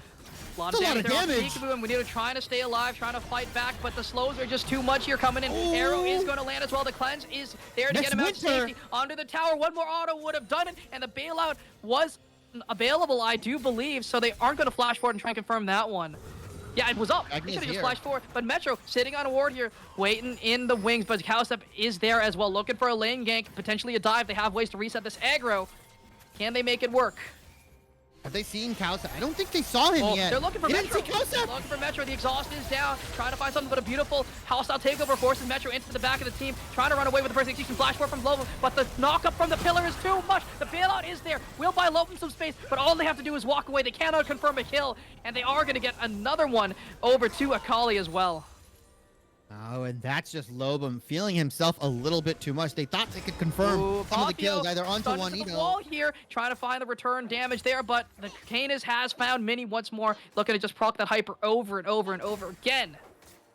Yeah, this is a very rough matchup for the Wukong. He wants to get out of this lane as soon as possible, right? You can see the trades aren't going his way, extended or not. The grass coming out from Gnar, along with the hyper stack, like you said, is just tipping the trades into their favor. And Apotheo can't really do much. Have to look for something cheeky under the tower potentially, or wait for Cowstep Jr. to come. Yeah, that's the best you can do, and you'll still eat a boomerang for your troubles. Dragon is doing so much work on this Gnar, even after getting ganked super early on into this game. And yeah, Rhinos, they have the idea, right? They have the perfect setup. Peekaboo, I see you. Solo Bolo? Yeah, Janna's just going for the play here, but look where Maokai is, looking to try and find Dracanis here. The roots are going to land here onto Janna, who's going to get stunned up here. Arrow going to go slightly wide, though. Cowstep trying to find the Janna, but the Monsoon will at least put Cowstep to the wrong side of the map, but it does not matter, as it's a rampage for the Maokai. Apotheo does pop. Cyclo not able to get too much off of that one, though. A rampaging Maokai, right? 4-0. This guy is pretty tanky. And we talked about the income being not as consistent for the jungle Maokai. We had to say, if he takes the kills, then he can start being that unstoppable tank. Man is 4-0-1. Highest KP in the game. Highest kills in the game. This guy probably has the most gold on his team as well. If anybody is going to be looking to be that threat, to be that carry, as we swaggle over the gold. Yeah. 5,200 right now. Highest gold in the game by far. Next up being this mid laner in the jungle on the side of Hound. So this guy got a lot of gold in his pocket, gonna inject some more with this Rift Herald here and just look to be this threat. He's staying ahead of the damage curve, and if this keeps going on, the Rhinos can look to contest these objectives. Rift Herald is going to be used to get some plate money back into Apotheo's back pocket. Get something back at the very least here. But Juanito is struggling here in this bot side, a little bit down in CS, but Ash actually going for that shield bow build, which you don't think is that great, to be honest. You know, you do need a little bit more damage here if you're going to play this Ash with Loban. Looking for a play here onto Metro Dragon. You're not going to be able to land the stun. Into this tower he goes. The Electrocute has been procced here. Perfect Execution is available. Not going to look for the play, though. Yeah, the shield bow build is just to, you know, him understanding his role within the team. He's a utility 80 carry. Wants to get the engage off. Gonna hit what's in front of him, but that's just about it. Next winter. Oh my god, that Q damage. He did get the attack speed buff as well recently, Ash, on this patch, so you're gonna max that a little bit more. Bomber. Metro's on the bot side here. Hostile takeover, gonna land, get some decent damage here. Going to be forced to use that rocket belt, but cannot find the shuriken toss. Perfect execution also gonna be used as well. Cooldowns are burned for absolutely nothing. Yeah, 4 people come down on this bot lane. Not absolutely nothing, though. They are going to turn their heads towards the dragon. And as strong as Cowstep Jr. is, I don't think this man can 1v4. He is just a Maokai. But can Lobum and Maokai bully the rest of the team out? 4v2 virtually. Next winter is finally coming up with Zolobamir. They have managed to muscle their way in. Salt, this dragon may potentially be Rhinos. They don't have key ultimates, right? No perfect execution, no killer instinct. They only have the monsoon and that subjugation. The roots. The roots are going to land. They find 3 members here. A huge ultimate from the Maokai, but into the wall they go. Trying to find something here, but Knight is going to find the ultimate there, and he's going to take the dragon as well into the back line. Goes low, trying to find what he did. Going to take him down, but no, he can't. He can't find the kill. The execution isn't there, and he's stuck in the middle of 3 as he's going to be taken down by the Akali. And on the top side of the map, Apotheo dealing with Dracanis to flash forward, flash away, and we'll find that monkey bonk onto the Gnar. Take that prehistoric Yordle down as the mid tower may be taken down in response. Now 1 for 1 plus the dragon overall across the map. Rhino is going to be feeling really good about that. Lethal Tempo's brought for Cowsip, trying to find something here. Will be able to find the Akali, who has used that trap to buy some space, at least so Ash cannot auto attack and will be able to walk away. Gonna take that one, no you're not, but at the very least, they do stop that tower from falling, and Apotheo might actually be the one to get this tower down. No, might he fall? He will not. The monkey is too strong, too powerful, but the wave is there now. And Dreadnought up here as well in the mid lane, trying to clear out this wave as fast as possible. But the wave clears there. Handshake does land and pull him into enemy space. But Knight is forcing this Wukong away from the tower. No flash available on the Monkey King. This might be first tower taken from the top side here. If he can get this, there'll be a lot of gold going to the pockets of Rhino. And we see slowly, Rhinos have gotten the lead. 500 gold in their pockets off the back of this Maokai and Ashe. And actually, that turret's not going to go on the top lane yet, so no turrets taken. First turret gold is still alive. Cowsip Jr. is so tanky, man. So tanky subjugate is going to be used now, finally. Handshake does land onto 2 at the very least, but it's going to be a shutdown going over instantly. But the hostile takeover, making them take so much damage. But Apotheo may just get solo boloed in the meantime. Zolo trying to run for the hills, going to get slowed down here by the Trundle. The slows are there. The bailout bails you out of nothing. And the Chem Baroness has had to pay her own taxes, and they're going into the back pocket of this Trundle. Just as I praise the Rhinos, just as I say they have a 500 gold lead, 2,000 gold swings into the favor of the Hounds. They get a double kill in the river, they get a solo kill onto Apotheo here, and wait a minute. Reno may be taken down here, has no killer instinct. It's a solo bolo with the mid lane. Winter finds his mark with the arrow. Winter finds his mark, though the Rift Herald is going down into the favor of the Hounds. Second Rift Herald of the game. Top lane is going to be taken out as well. Tier 2 and Tier 1. A bunch of gold going over to Gnar. Plus 600. He's going to be feeling really good about that come these team fights. The next dragon should be coming up in about 1.5 minutes or so. So that's probably the next objective that we'll be seeing on the eyes of both Rhinos and Hounds. But that gold lead dissipated immediately. A couple missteps and the Hounds strike viciously onto the Rhinos. They have had enough. They are putting pedal to the metal right here. Fangs to the throat. They are trying to get as much gold as they can and trying to push this game to a super fast tempo and move around the map. 2 minutes on this Infernal Dragon. If they can grab that one up, that's 6% AD and AP or Adaptive Force. It's really massive. They can get this one going for themselves here. Yeah, either of these teams are going to be able to stack 3 apiece. That's so much free AP, and like you said, so much free ability power, attack damage going into your pockets. And especially if you're somebody like the Hounds who has these high damage threats, somebody like the Kaisa, somebody like the Akali, it's going to be really bad if you get onto somebody like the Ashe, like the Sylas, just burst them out completely. Though Rhinos still have that superior, I want to say 5v5 team fight composition. If they can get onto these objectives first, they have so much room to play with, whereas the Hounds, they have to walk this tighter line. They have to be on point because they use their cooldowns and don't get anything. It'll just happen like the earlier drag, the Mountain Dragon, where the Rhinos just out-muscled them, out-bullied them with their health bars, and the Hounds pretty much had no juice in the tank left over. Next Winter. Oh, Winter?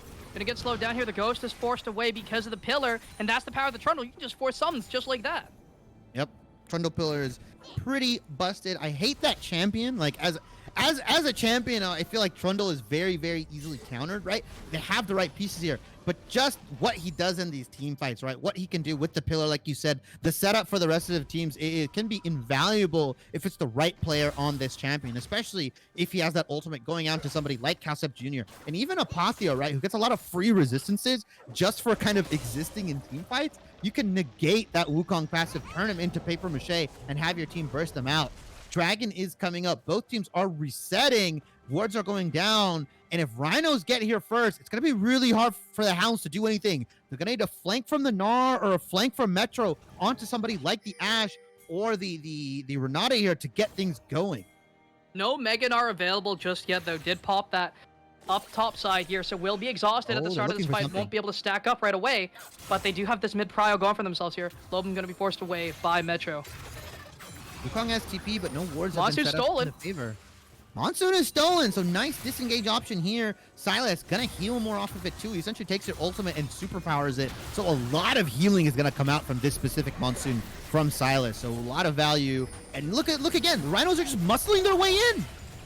Yes, and hostile takeover and the branches are going to be used. The root is found on his knife, but he takes no damage as he steals all the resistances. And the pillar finds so much space into the wall. They go. Metro to the backside, doing so much work. But Winter finds the first kill. But can they finish this fight here? It's trying to find this one, trying to kite away. They find two, and it's only Knight, it's only Juanito, but they find one. They're trying to find this one into the back line. He goes, Killer Instinct isn't enough, but Juanito forced the flash away, gonna be taken down as well. But this Trundle is online. Lethal Tempo is proc to Popio, doing so much damage here, but Winter Oh kiting my hell lord! and back as he's able to kite himself to safety and kite himself to a quadra kill, and they're gonna look to take the dragon as well. Kites himself to the quadra kill. This dude kited all the way from river entrance to the back of Brom. Ash taking virtually no damage that fight. Health bar abundant, killed the whole team. Damn to Akali, damn to Gnar. He's gonna take the dragon. They're gonna take the gold as well. They're still down about 1.6, but next Winter picking up a bag for himself. That quadra kill. So much gold. He's gonna back on probably a full item here, and really, really well played from next Winter on this Ash. May not be a full item he's backing on, but he's more than happy to pat himself on the back there. 2,400 gold in the back pocket, getting a quadra kill right then and there. Exactly what the Rhinos needed. And getting themselves that second Inferno is going to feel so nice. A beautiful reward for a beautiful play.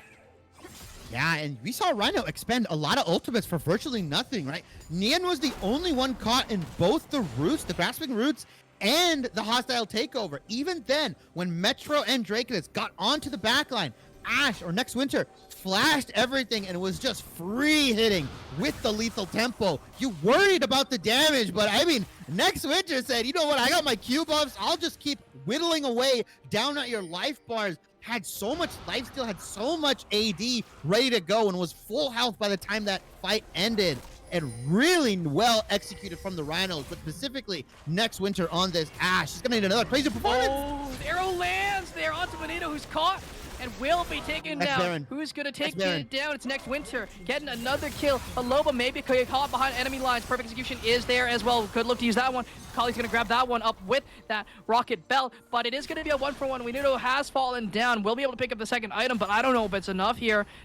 But the DPS is there. They could take this Baron down instantly, but look at Dracanus. Split pushing, taking down this tier 2. Nice and easy. This Gnar is hyper accelerated here. Gonna get hit by the handshake though. Hostile takeover is gonna land onto no one. Gonna go slightly wide here. And they are looking to seize this tower down. Slightly wide is a bit generous.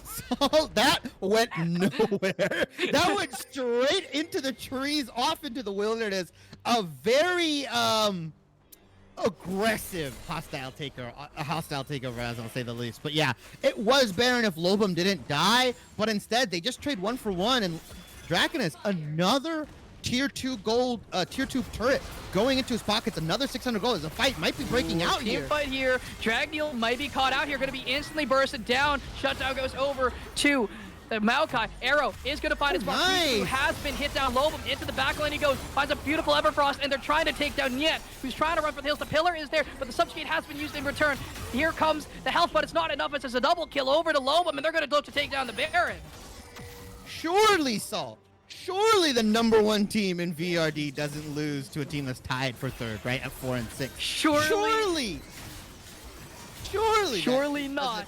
Surely With not. 5 games ahead. Proven wrong. Yeah, the Ducks taking down a higher skilled opponent last game. Now the Rhinos potentially looking to upset the Hounds. They take the Baron, they take your life. They're still down in gold, but it doesn't even feel like it, right? The way next Winter is playing, this guy has 3 items on the Ash.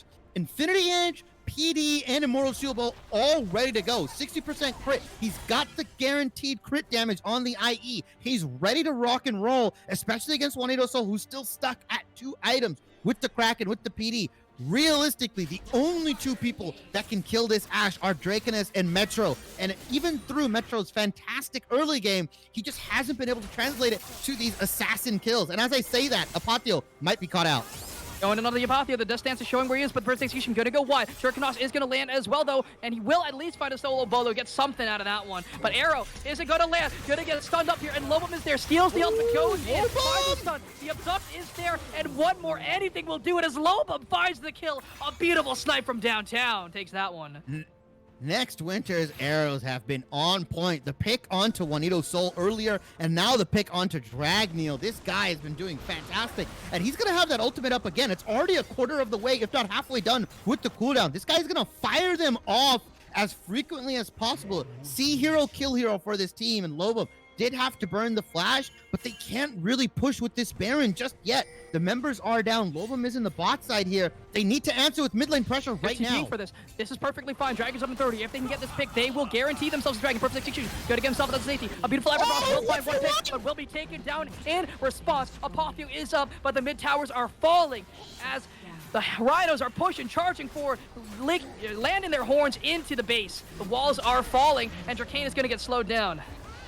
Rhinos banging on the front door right now. Can't find the Gnar into the wall, but Kalsup is forced to flash away. The ultimate has been used, still available. There, but they have to try and find something here. But Winter just kiting, and the hostile takeover. Beautiful hostile takeover. Three, and Apatio finds a Cyclone into the back as well. Juanito trying to run for the hills. The bailout won't provide the speed, but at the very least, they will buy themselves some towers and a dragon. Arrow doesn't go where it is intended, but that does not matter when you've landed so many good ones. They're going to grab up the tower, they're going to grab up the inhib, and there's nothing that the Hounds can do except watch in horror as their base falls. The Rhinos have charged their way into the base. They've broken one gate right now. The inhibitor down in the mid lane turret. That opens up so much map control and map pressure for the Rhinos here. They can go back, look for this dragon, put themselves on soul point without a care in the world. And Rhino's been playing this mid to early game so excellently. We called it out early in this draft. They play better as a team. They are better than the sum of their parts. They are so good as a team. And the Hounds, who so heavily rely on individual outplays, cannot cut it. Juanito Sol not in a position. Metro Dragneel not able to do anything. They are really missing saturation in this lineup, and you can tell when they're playing a team that is playing as well as Rhino, they just don't have it in them to win out these fights. And things are just going to get worse and worse here, right? 2 Infernal Dragons into their back pocket nullifies whatever scaling factor that the Hounds could have had, right? They have the Akali, I do think, outscales the Silas damage-wise, but with these Infernal Dragons, it's not going to matter, right? And Ashe, you know, not known as the highest DPS champion in the world, but having Infernal Dragons just feels so amazing. And some extra tankiness with the Mountain Dragon feels on point there. Just playing this boss side perfectly this game. Yeah, those extra Infernals are gonna keep him well and alive and keep him up with this Kai'Sa, right? Kai'Sa, very, very high scaling champion, right? Once she gets to that 3-4 item power spike, she is liable to just dive you into the backline and burst you out with that evolved Q, but she's just not there. Juanito Sol taking the Dark Harvest as well. I was expecting some sort of hybrid build. I don't think it was purposeful. I hope not. I mean, maybe he was looking for the Halo Blades. I was expecting some sort of hybrid AP build, right? The Ludens maybe get those Ws going, poke them out, but instead just goes for the full raw, standard raw AD build, standard crit build that you see on the Kai'Sa. So yeah, I don't know if that Dark Harvest was intentional or not. Maybe thought he clicked Halo Blades, ended up taking the Harvest into the lane, into the game here, but has been not having such a good time as next winter. 7-1-7 on this Ashe. Facing down virtually 2 assassins with the Akali and the Kai'Sa has been kept very safe with the help of Zolobama, right? On this Renata has been having fantastic handshakes, fantastic hostile takeovers. As that arrow goes wide, it doesn't hit anybody, but that thing's on a really short cooldown. We're gonna watch it essentially tick away. I believe it's a 60-second cooldown right now. 70, but it'll be up for this Baron, for this Dragon. That's going to be what's important here. Just use it to try and get themselves a pick before these objectives. And they've been playing off of that perfectly. But Metro going in for the player. Lobum has hit that level 15, is ahead in XP. Perfect execution going to go slightly wide here. Can't find it here. And Dragneel finds a solo bolo. And Dracanus might find a solo bolo onto Apatio in the bot side as well. The rock toss is going to be found, and it's a solo. The solo leaders have come online, but Knight trying to stay alive, trying to find himself some tankiness, but he's bonking his gen on the head. And Dragneel, Winter. strong on the backside, going to be forced to use that Zonia's. Juanito can't even join this fight. Zolo going to find a beautiful handshake onto the back line. Dracanis has no mega. To the backside he goes. Juanito tries to find the dive, tries to find the kill, but he cannot really do it. As Maokai finds the kill, and his team Are they really gonna 3v4? They made some big plays, but it does not matter. Next Winter does not care. Winter is coming as he's just going to walk forward between two towers. And Dracanis is all they have left, the last vestige of defense. And Dracanis is trying to do his best, trying to chunk down this Maokai here, but Winter is so strong. Winter is a blizzard, and is pushing down these waves.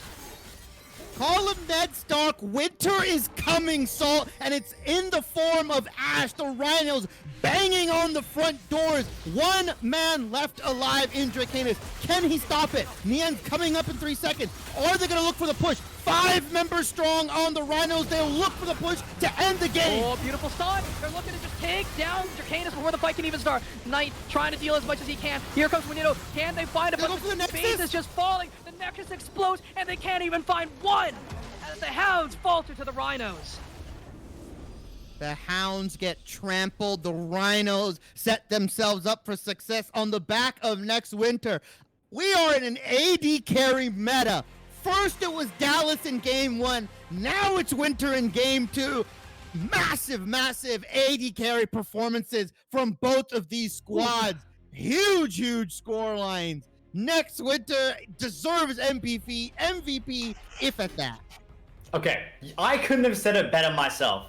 Call him Ned Stark because winter is coming. And it wasn't just a soft little puffer jacket weather. No, it was a blizzard that came through on top of this Ash. And I think that's where we're going to start. So, what a game!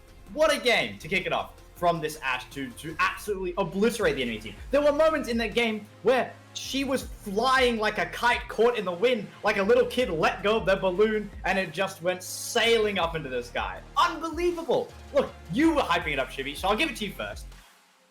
What an impact from Winter. How much of an impact did they have on that game, and where did it start? Where did it grow? Where did it go? I mean, it just goes back to like what me and Salt talked about, right? In the draft, right? Two teams with very, very different play styles, very, very different ways on how they want to play the game, right? The Rhinos, much better as a team, much better as a sum of their parts. These guys love to be in every single fight. If they're not doing it together, they wouldn't do it at all. While you look at somebody like the Hounds, very, very strong solo performances, right?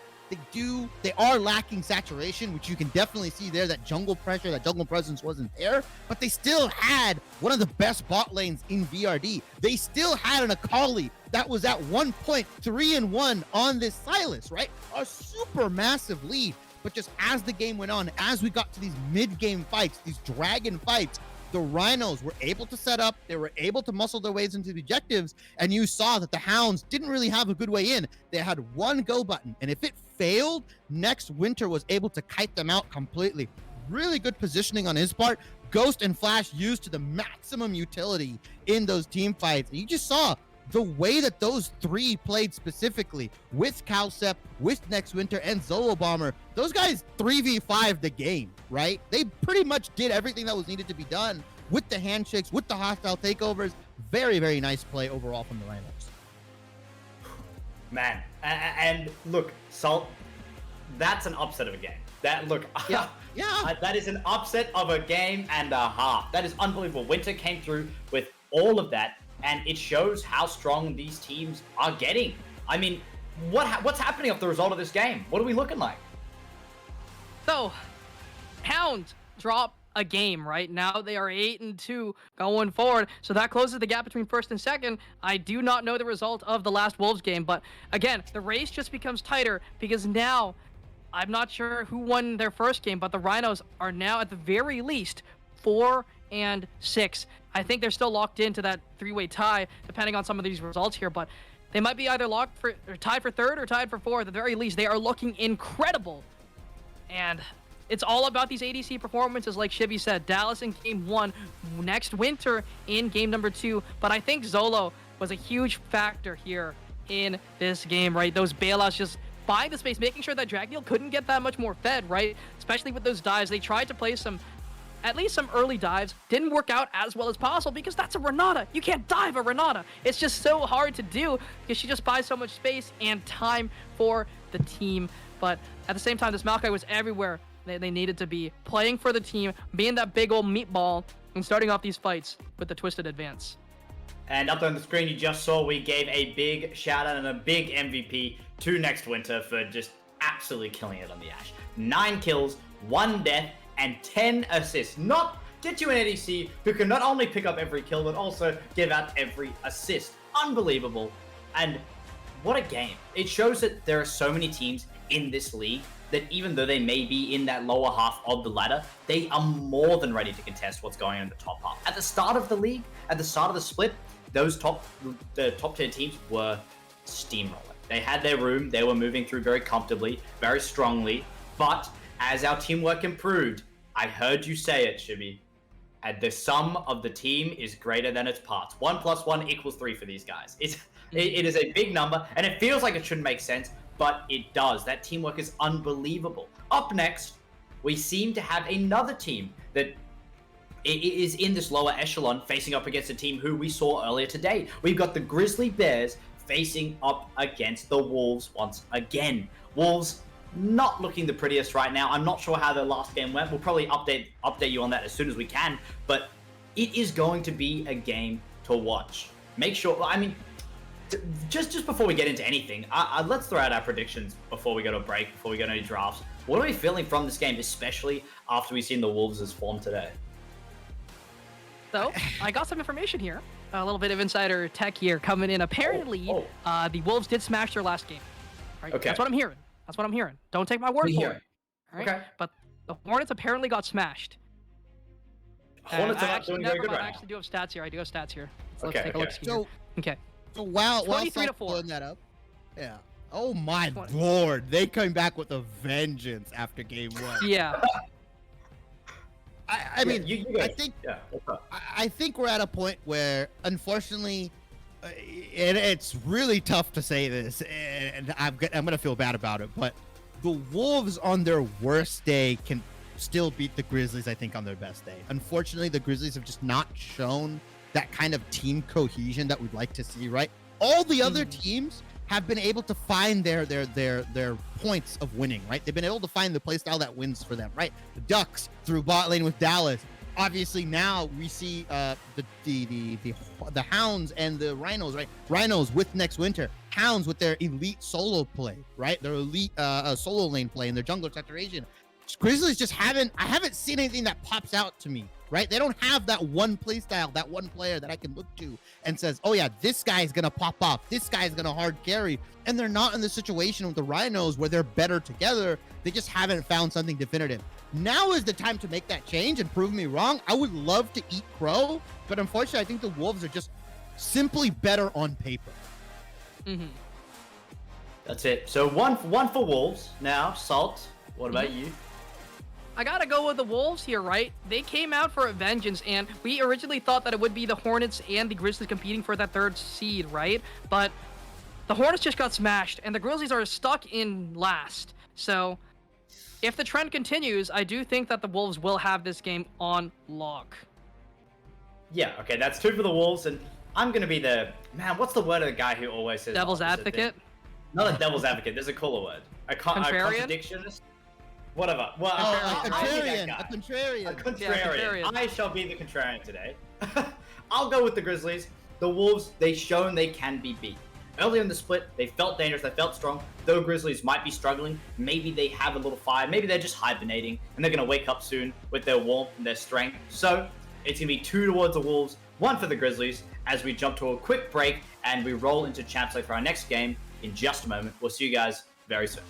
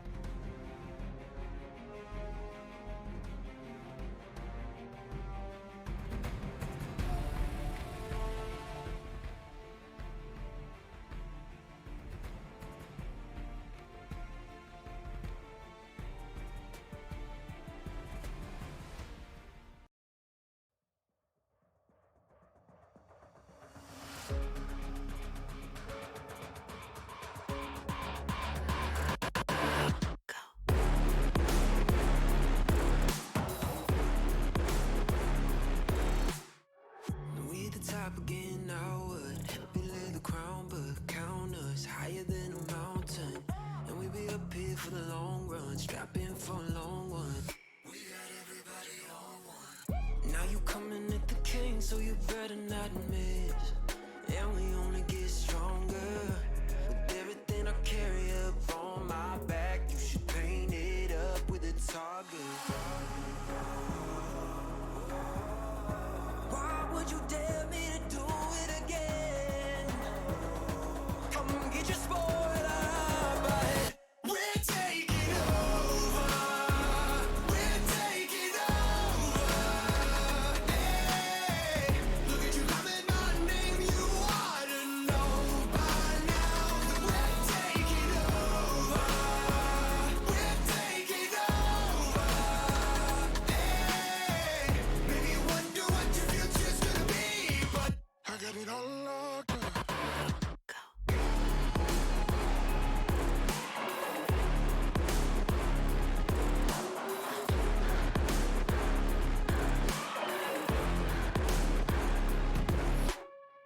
Take a lap now, don't be mad now. Run it back, run it back. I got bodies lining up, think you're dreaming of greatness. Send you back home, let you wake up. Why would you dare me to do it again? Come and get your spoiler up ahead. We're taking over. We're taking over. Hey, look at you loving my name. You ought to know by now that we're taking over. We're taking over. Hey, maybe you wonder what your future's gonna be, but I got it all locked up.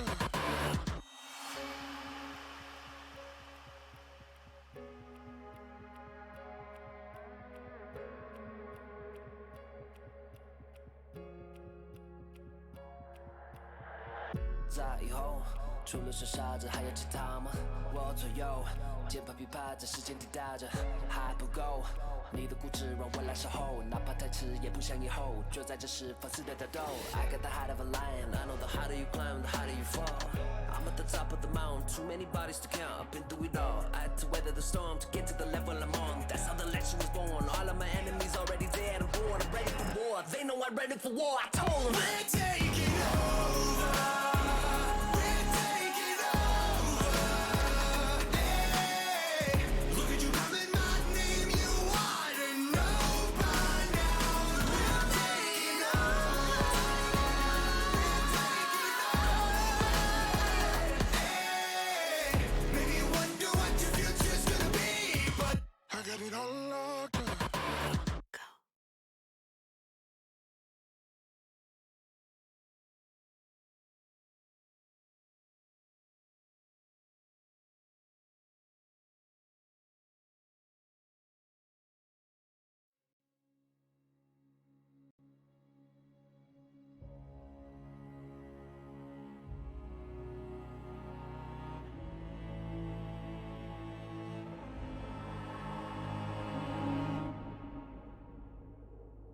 As a child, you would wait and watch from far away. But you always knew that you'd be the one that would while they all play. And you'd lay awake at night and scheme of all the things that you would change, but it was just a dream.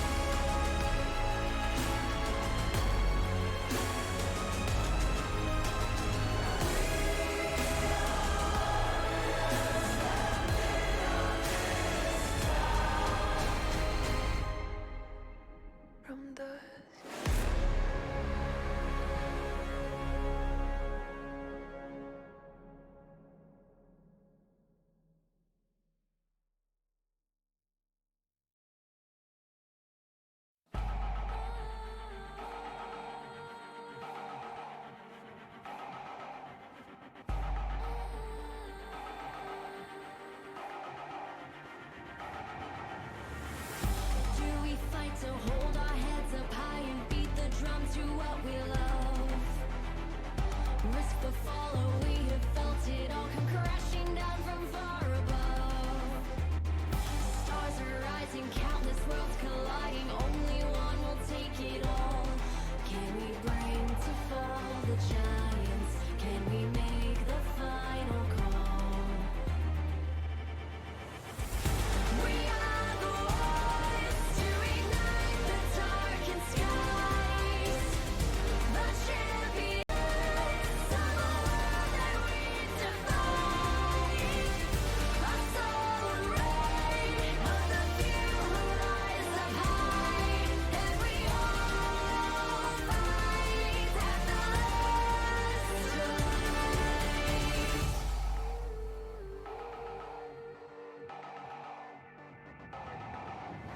Hearing voices from afar, join the madness when the curtain falls. Risk it all, hold nothing back. Seize the day, we must attack. Stars are rising, countless worlds colliding. Only one will take it all. Can we bring to fall the giants? Can we make the final call? We are the ones to ignite the darkened skies. The champions of a world that we defy. A soul ray of the few who rise up high. And we all fight at the last strike.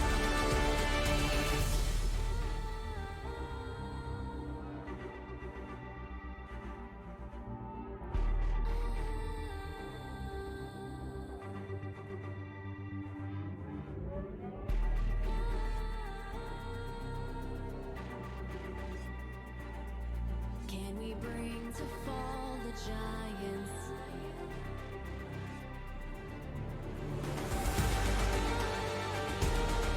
Can we bring to fall the giants? Can we bring to fall the giants? Can we bring to fall the giants?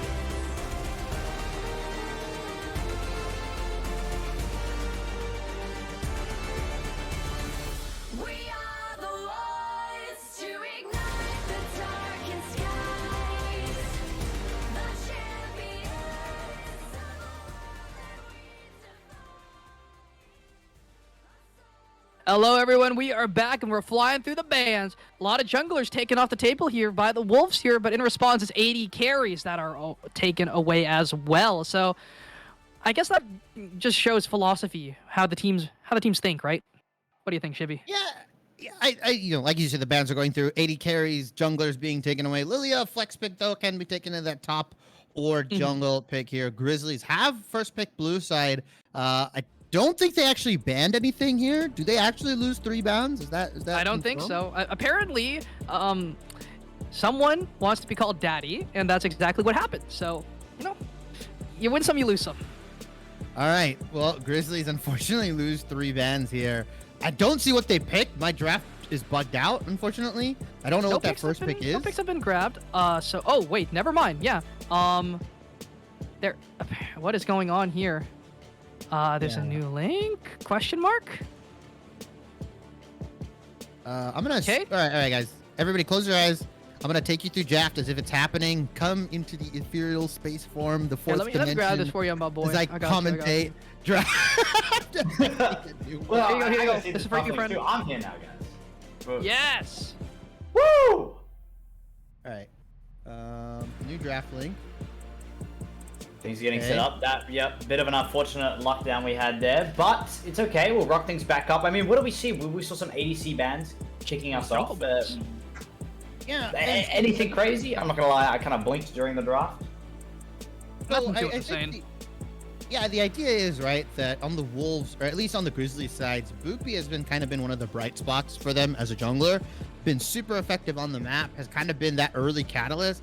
It's just when they get into this mid to late game scenarios, the Grizzlies' decision making has not been that good, right? They always they always just make the wrong call. It's always a 50-50 and it never lands heads for them, unfortunately. It almost always lands tail, whether it's a Baron fight, whether it's an over aggression onto an engage. They maybe pick up a kill or two and then they'll over aggress and the enemy team will kite them out and kill them and turn the fight on them.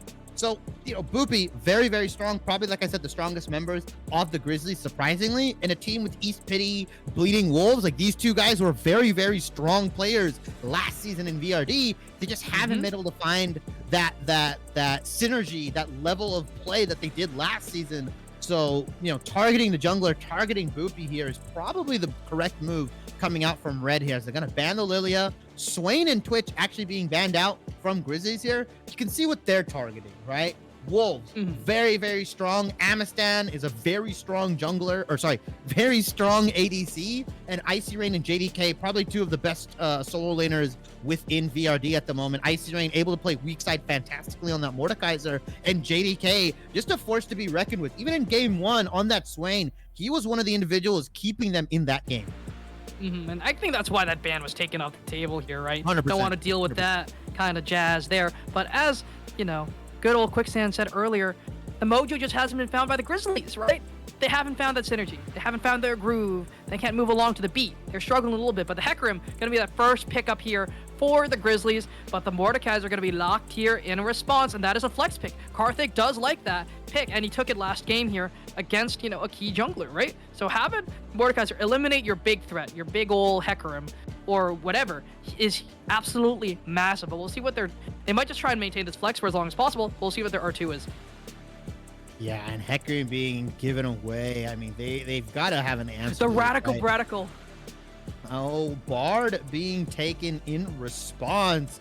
Don't know if that's the counter to Hecarim, but they probably just want a more mobile team. Red team, or in this case, the Wolves, are definitely drafting some sort of composition that they already have pre-cooked up, right? This isn't a response kind of thing. This is more of a, we've got a comp that we want to try out. It is the last team in the standings right now. We are comfortably in the playoff scenario. So I think really, really nice drafting from Red. But again, the Grizzlies. Oh, you're cringers, by the way. Seraphine, Hecarim. I was talking about this combination last week when the Hecarim buffs came in. You can go Sona Tarek, Sona Zillion, Seraphine. Oh, you guys have friends, surely.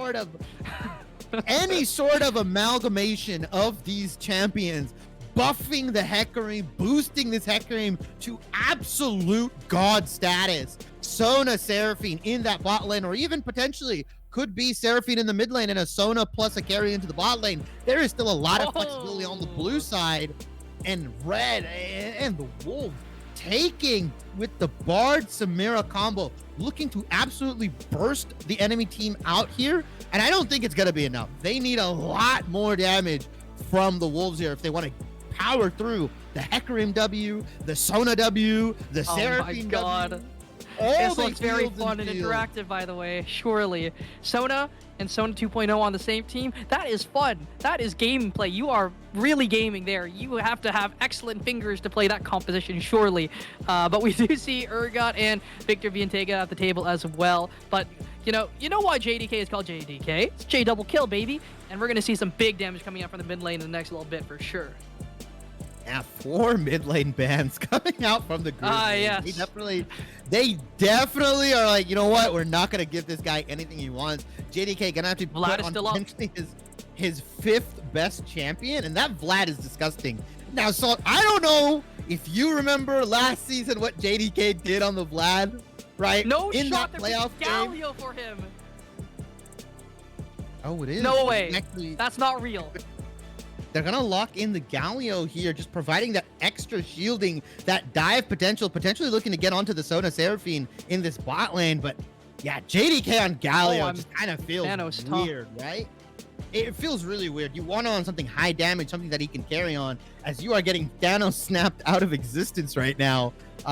Please let me know how the weather goes where you're at, as Grizzlies are potentially locking in the Anivia for themselves. So some more zone control, some more life bars to chew through. You've got a revive, you've got a shield, you've got a heal and a shield. How annoying can the Grizzlies get? If they lock in this Gangplank, this is possibly the most frustrating composition VRD has seen today. This is the most hands-free comp I've seen. Honestly. I don't know what to say. You just need nubs to play these characters? You can play this game with no hands, no arms, just feet. I don't know. Like, you don't need anything. You could literally just play with your nose and you'd be able to make this composition work. But you do see the Akali coming out here. So, is that Akali top or is that I don't know. It's very interesting. So we'll see where everything does land. Because I do think this sort of locks the Mordekaiser into jungle here. They did maintain that flex for as long as possible. And it's very interesting to see here. What are they going to do? Because I think the whole thing for picking Sona Seraphine is you pick yourself a very tanky composition. But the one thing that they did fall into here is they have one tank, but if that one tank is eliminated, they don't really have much ways to stay through because they're very susceptible to getting burst down. GP doesn't build tanky, Nivea doesn't build tanky, and both enchanters fold like paper to the likes of an Akali. Yeah, we might see the double enchanter build coming out from the Grizzlies. I doubt it though, because they did nerf the double moonstone interaction. So we most likely will be seeing an AP carry threat coming out from the Seraphine, I would suspect, and then Sona building full moonstone, like pretty much full healing and shielding. Whereas the Seraphine is just to provide that little extra oomph, right? Because what was really strong with this composition was that you had the double moonstone interaction coupled with the Hecarim that would heal off of his W. Now he also gets free MR and armor, right? At level 13, gameplay. He gets max Q, max W, right? And he really starts to just be that really unstoppable tanky threat. And on top of that, like you said, Anivia doesn't build super tanky, but she gets a lot of those items that give her health.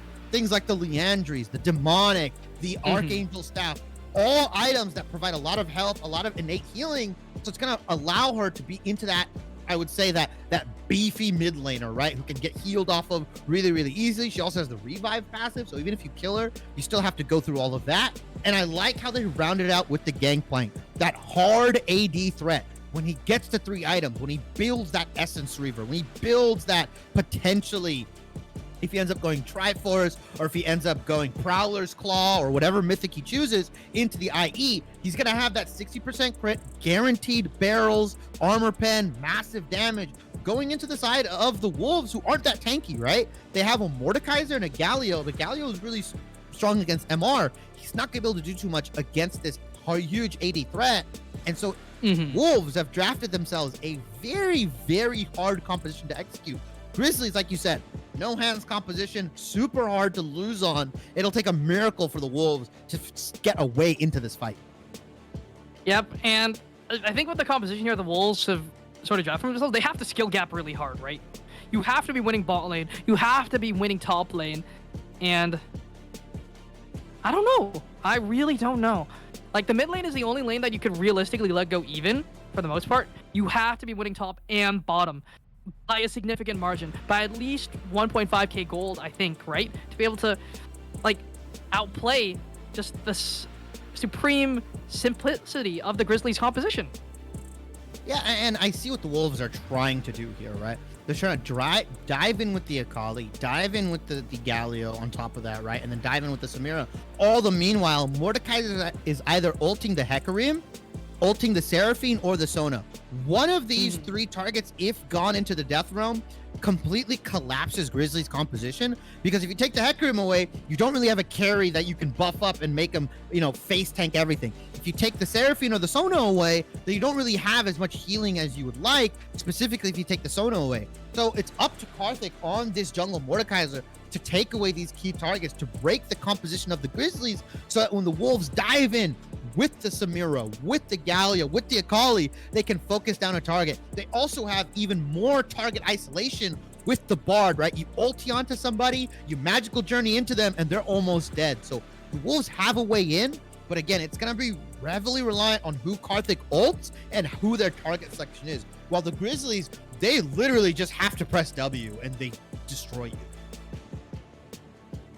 Definitely, though, but we'll be moving real fast here with the Hecarim move speed coming with Seraphine and Sona, but we'll be moving towards a quick break as we get things rolling here for game number 3 of the night, the final one.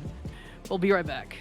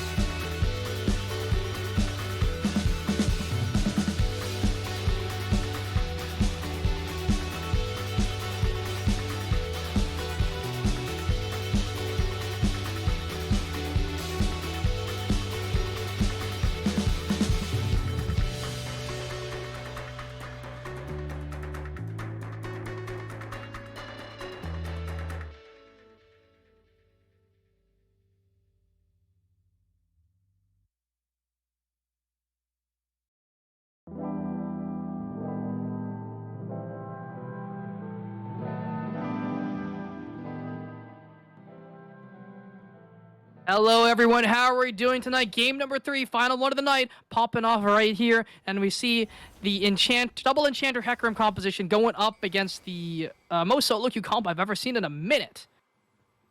Right now, What do you guys think, Shivy? any of the gameplay as me and there we go. There we go. Gameplay. There we go. It's not our ugly mugs here, but now we're finally onto the game here. Hounds versus Rhinos. Another version of a team that is, or sorry, not Hounds versus Rhinos, Grizzly versus Wolves, right? Another factor of where the Wolves, very strong team, drafted themselves a very high variance composition is the best way I can put it, right? The Akali in the top lane, the Mordekaiser mid. They kind of just threw a bunch of hodgepodge of champions together. It kind of works out because they have 3 dive champions with the Galio, with the Akali, with the Samira, but it is kind of counterintuitive when you have someone like the Mordekaiser and the Bard kind of follow up. While the Grizzlies have put themselves in a not lose composition. Sona Seraphine bot lane, Hecarim in the jungle. Hecarim recently got buffed, super strong right now. Salt, you're a fan of more of that fighter kind of drain tank build with the Divine Sunderer, Death Dance. I know that not Sunderer anymore, actually. If you want to hear my build, I think the best build here is actually either tank. It's either Chem Punk or Chem Tank into a Black Cleaver. A lot of ability haste, a lot of health in AD. We do see some aggressive trading coming in from the bot side. Oh, I see. So you're more going for that like tank drain, like be super annoying, just have a lot of health pull. I mean, it That's might exactly really what you have to do. with this composition here, as though Sona's been dying level 1 potentially. Hey, they have to do that, right? You were playing Bard, Samira. You have to look for aggressive plays here, but Paradox getting chunked out quite a bit, and they have to play while the sustain is not available from Sona, from Seraphine, but she does have the TP, and Shuriken gonna land. Not gonna do all that much, though. Level 2 is about to be hit. They're going to grab that one up, and Crit Chance taking a lot of damage here, but we do see the Hecarim pathing, and this wave is in a great spot to make something happen here.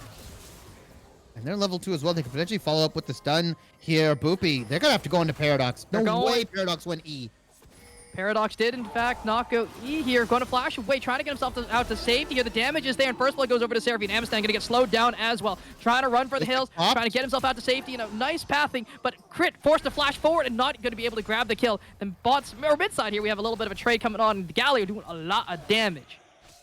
Yeah, Nivea's not going to have a lot of control of this lane until she's level 6. Galio can pretty much freely walk up, E, Q, W, and just get that passive off and trade pretty effectively, especially with the shield he has. That QE, even if Anivia lands it, a lot of that shield takes up some of that damage. Either it's the Q or the E follow-up. That passive magic resistance shield is really nice. And nice kill coming out from Grizzlies. Boopy getting that bot gank, but also losing his blue buff here. Just going to be a steal from Karthik. Going to have to, just get his Gromp and his Wolves. But I think that's worth, right? Getting the kill with Seraphine may not be most ideal, but burning that, both sums from the Bard, burning the flash from Samira, allows this Sona Seraphine to stay super stable in lane. Virtually no kill threat coming out from the Wolves. Even if Karthik shows up, it's going to be really hard to kill these guys. And the way this whole composition works, though, is getting the Hecarim ahead, right? It doesn't matter if the kills are on the Seraphine. She's not really what you're looking to make things happen with. She will do her job with 0 gold, down 5k. It does not matter. She does her whole thing. But Paradox looking for something here onto Crit Chance. At least having a pretty solid trade here up against that Sona. That is the whole Bard idea. So they are going to get that. But double scuttle going over to Karthik here, who is a solid bit ahead considering how strong Hecarim is in the jungle. But here comes the Galio, does find that taunt to try and buy himself some space and some safety. We see Mordekaiser moving in the back as well. Bard is going to be there first as well. No level 2 yet, no magical journey up. No magical journey at all. Just has the WQ. He really needs to hit level 3 so he can start affecting the map. The idea is that you want Bard roaming, going onto this Anivia, potentially ganking this GP here, and being a menace with Karthik right now. Being locked in lane is not the ideal move for either of these guys. And, Crit Chance and Not a Kate here, they're going to be happy, more than content, being shoved in, picking up as much farm as they can. If they go even, they're dead. Egg might be popped here in the mid lane, though. It is going to get popped here, but Galio's at 1 HP. Going to be forced to walk away here. The flash is available if Anivia wants to try some funky shenanigans here. But no, they're just going to back away, use the TP to get himself back in. Is up 10 CS, so, not all that bad. You take that every day of the week if you are this Galio. Oh, 100%. You pop the egg, you call Karthik over, so you know what? This guy doesn't have egg. We could potentially get the kill. The setup is there from JDK. Really good pick for your jungler. Junglers love seeing that Galio. The CC setup is immaculate. Magical Journey going Magical Journey. They're looking for Crit Chance. No flash on Not a Kate OTP. Stun going to go wide. Amistad is going to get slowed down here. Has to go. Is going to pop that one. Kate OTP stuck in the alcove. Some alcove gaming going on here. The claw is still available. The Ignite is down. They're going to find one bonk. They're going to look for 2. And Samira goes in, going to claim that one. And now the stakes have even in the bot side. Stakes are even. Kill for kill, 8.5k. And you saw JDK roaming down as well. I thought Boopy was going to come down and help them out because of the Alcove Gaming, but they were just looking to waste as much time as possible. Boopy not too strong, took that level 3 gank after killing the bot side, so he really needs to start power farming, hitting that level 6. Like you said, Hecarim at level 6 can start bursting people out, can really start doing some damage, and unfortunately, Kate gives that kill over to Samira, has the TP enhanced, not gonna miss pretty much any CS here, so he's doing fine, but the gold has evened up. Yep, level 6 has been hit for both these mid laners here. JDK gonna look to affect the map, while Anivia just gonna look to auto clear waves here. Decent damage done to this Galio, but it's not gonna look too much because look at that mana bar, not really present. No, it doesn't have the tier stacking early. Opted in for the amp tome instead of the tier, so we might not even see a tier of the goddess Anivia, and Hecarim opting in for the tier instead, so going for that more fighter-based build, right? Oh, the damage maybe there. East Pity is going to be all right, though. Great work coming in from Boopy. Trying to find something. Trying to find the flash trade. Cannot find the kill, but at least trade summoners. And JDK running for the hills, trying to run out to safety, and Paradox not there in time. There is that cannon barrage. Going to find at least the assist, but Boopy going to get that kill. Going to look to grab that scuttle, and I really don't like the tier. You really don't need that. That is a solo queue build, my friend. You are playing competitive. Yeah, it's a very high scaling build, right? You delay your power spike because you go for that tier early on. You don't get your Sheen, you don't get any of your builds. And like you said, you would have rather have seen a Chem Tank into the Black Cleaver. I prefer the Divine Thunderer into the Death's Dance. Neither of that happening right now. Nope. So we're going to see what Boopy ends up actually building here, delaying his power spike a lot. I mean, he can't afford it because he has that extra healing and shielding coming out from Sona Seraphine. But I feel like if this game goes, into this mid game and there's not a solidified lead coming up from the Grizzlies, there's a point in time where the Akali, where the Samira and the Galio can look to do a lot of damage onto the Grizzlies side here, as Anivia is just look where Hecarim really is. bad trades. The wall? Oh, wait, they don't have a way to stop the heroic entrance, and he's just going to be able to get out. Beautiful work. Knowing that the CDC is already down, he has his way out to safety. And Paradox, look for something here. Karthik joins as well, but going to get slowed down. And here's JDK as well. The squad is here to just say hi. Yeah, they're going to secure this dragon most likely, as Boopy is going to be down, just farming up. Got his level 6 here, has the Onslaught of Shadows available, but not really a target he can use it on. Bot lane is Sona Seraphine, like we said. East Pity doesn't have too much mana to follow up. And East Pity really needs to save his wall when that Galio ultimate is up so he can interrupt it, right? You want to be able to stop his channel and really get that kill onto him, or he's just going to be doing that every single time. But we see where Boopy's focus is, right? Onto this mid lane, onto getting East Pity ahead on this Anivio, because that is a main chunk of their damage. Oh my goodness, this gets to be so well. Flash has been burst. Shurikentoss going to land as well. Perfect execution is going to land, and the Flash on the safety is going to get Icy Rain, the solo bolo at the top side.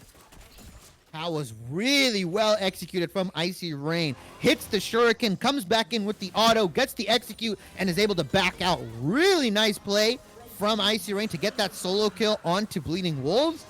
Did get that assist early on with the Gangplank ultimate, but I mean, he's definitely don't want to give any more kills.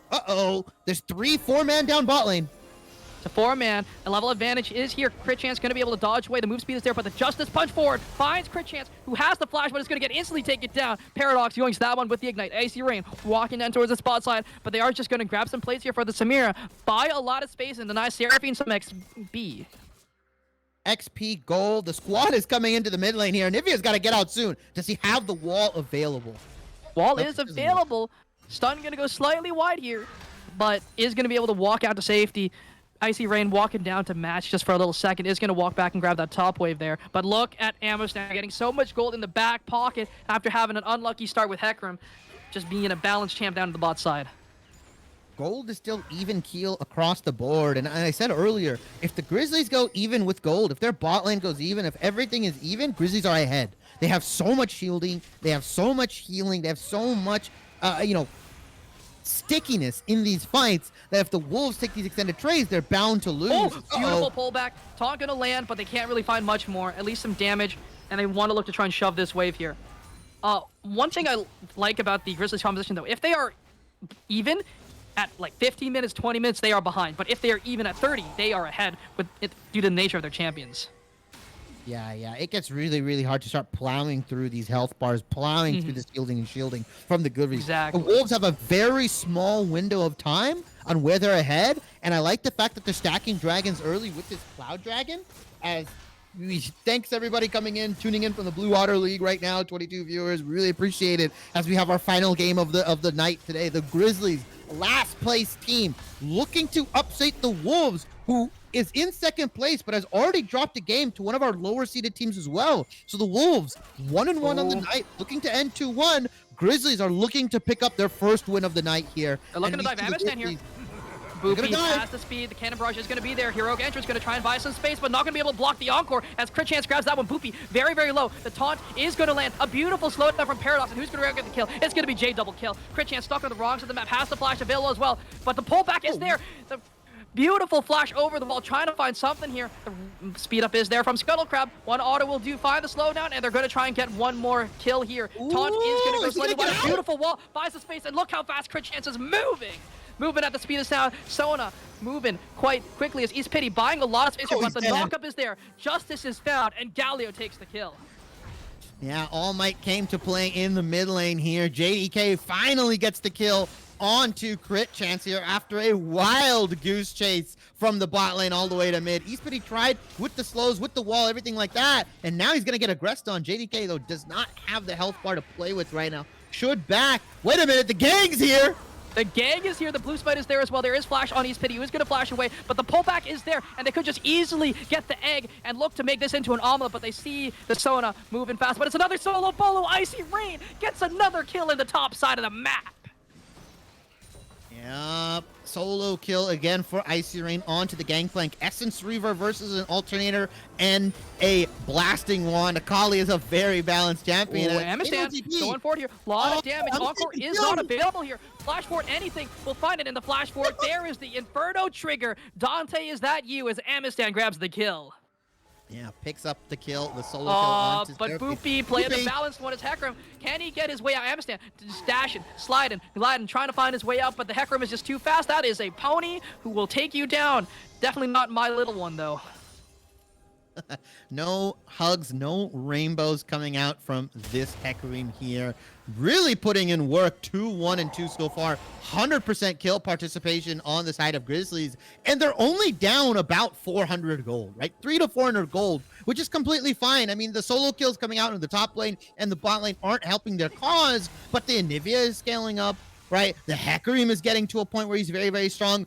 Delayed his power spike a little bit, has gone for the Build-A-Bear build right now. The Tear in hand, an Executioner's Calling, a Caulfield Hammer. He doesn't have a definitive item ready to go, mythic or legendary otherwise, so he's going to be delayed just a hair here as the dragon is coming up, and Wolves are looking to take this one for themselves. They have the setup here. Hecarim is going to be late to the map. 13 seconds left on this one. If they can get some vision control here, they are in a great position to make something happen here. The stun going to land on the JDK, who's taking a good chunk of damage. Is going to be forced to run away a little bit here, but a beautiful Super Fate lands, but here comes the Encore onto 2. Can they find the player? Paradox stuck in the Cannon Barrage taking so much damage into the Death Realm. Goes Karthik, taking Crit Chance, who is the Sona, who is going to be sustaining a decent chunk, but he cannot land the Claw. He's just moving and grooving and cannot find the kill, as not a Kato DP gets the kill, and that could just be a Dragon Throw right here, right now. Amistad trying to stack up that passive, has the Gale Force available as well, but East Pity's on the backside. Inferno trigger is going to be popped, going to find one, going to look to try and find 2 into the backside. He finds 2. A beautiful pick from Amistad. Teleport coming in from Icy Rain. Perfect execution is available. JDK going to be taken out. Over the wall he goes. Shuriken split. Will find one, and the perfect execution going to find one more as Amistad gets a triple kill. Devil May Cry. The entire team is crying. The Grizzlies are falling, and as Dante is too strong. The Wolves may have Icy Rain, but Amistad has ice in his veins. Gets the triple kill for the Wolves, secures the dragon with that team fight. A beautiful Inferno trigger coming out from Amistad. 5, 2, and 3. The Samira is fed, and we saw this composition executed perfectly. The Samira dives in, the Galio shield on top, and as long as she lives, she will clean up the rest of the Grizzlies. Boopy is not nearly tanky enough, doesn't have the Mythic. The Mythics aren't there for the Sona as well, so there's not a lot of healing coming out just yet. And we also see Boopy rush the Chem Punk Chainsword, so he's not going to have that damage. Doesn't have the Mythic going, doesn't have any damage as well, looking to potentially stack and finish that Manamune. Oh, going for it. Icy Rain doesn't have the perfect execution. It is almost up, though, but look at the damage. One more Q auto will do it, and Icy Rain going to try and find the kill. Cannot do it, though. Flash forward, will find that kill crit chance. Maybe try to trade it back. Will not be able to find it, though. They are going to be able to walk away. Icy Rain putting on a clinic now, 3-0-1 on this Akali. 2 solo kills onto Bleeding Wolves, another solo kill onto East Pity. This guy is looking to carry from the top lane, and the Wolves are just that good. So they picked these champions, they picked a full dive composition into Grizzlies and are making it work, picking apart the Grizzlies composition piece by piece. And now they are firmly 1,001.2k gold in the lead. Infernal Soul has been on the menu as well. They picked up the Cloud Drake and the Mountain Drake, 2 pretty solid individual dragons for themselves here. And the Grizzlies' window is closing. They are falling further oh my and goodness, further wait, behind. Be taken down there. Uh-oh. Perfect execution is there. The R2 is available and going to dodge out from the Encore. Still has Encore? it, but the flash over the wall, good amount of safety. The Death Realm is there. Sent to Brazil is crit chance, but over the wall he cannot climb over that one. As Karthik's trying to find the clock, cannot do it though. Boopy is going to tank that shuriken flip at the very least, eat that little ninja star, and will be able to protect his team. Yeah, and Karthik ultimates have not been the most ideal, right? Hasn't been able to actually secure a kill. Oh, Temper Fate gonna go wild, but crit chance forced him to the wrong Inferno space. trigger. But a beautiful Gale Force for it, and the Oh! Inferno trigger has been procced, will not be taken down. Oh, shutdown does go for it, but Paradox Creator trying to run for the hills as well. Will not get stunned up, but they are collapsing on the Radical Bradical. Icy Ring is on a ward, but they are trying to get this Rift Herald. At the very least, trying to get something back here. Shuriken Flip is gonna land, but not much going to be found off of that one. Paradox Creator going for the play. Paradox Can he going find for the solo kill? He gets beat on the backside of the fight, and Boopy may be falling as well.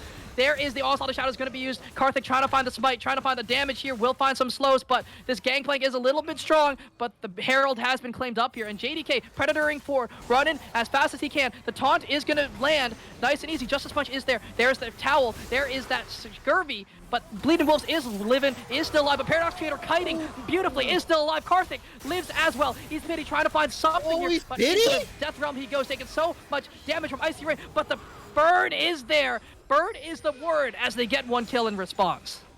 1 for 4. The Rift Herald gets taken on the side of Wolves here. Salt, take a breather, drink some water. That was the longest set of team fight I've ever seen. A solo kill coming out from the Bard, a shutdown coming in onto the Samira, and so much more happening on that top side.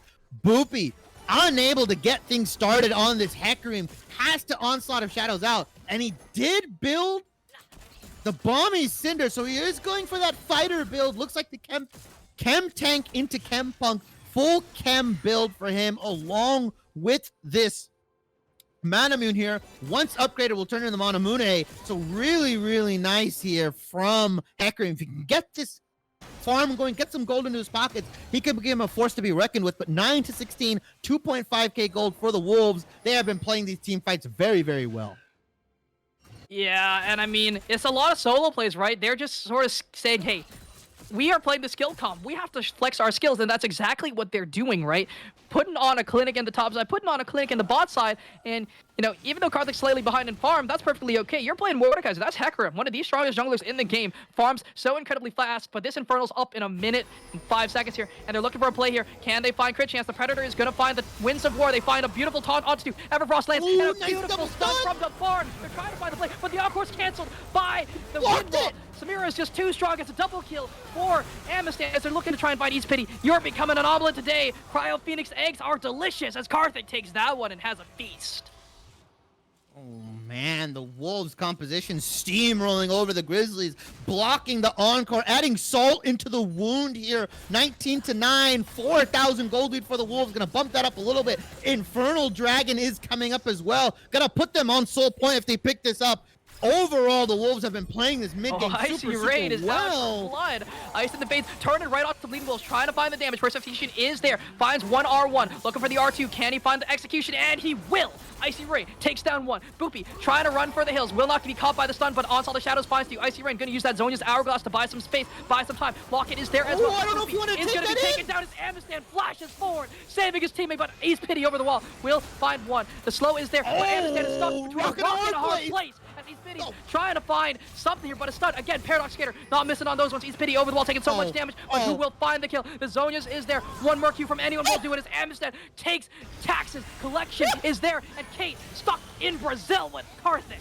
And the claw is finally going to land true, and one more auto will do it as Seraphine falls. The queen has been taken down, and they're looking to go home and take this Infernal Dragon. A 4K gold lead has ballooned into a 6K gold lead now for the Wolves. Objective bounties have been turned on for the Grizzlies. They are so far behind.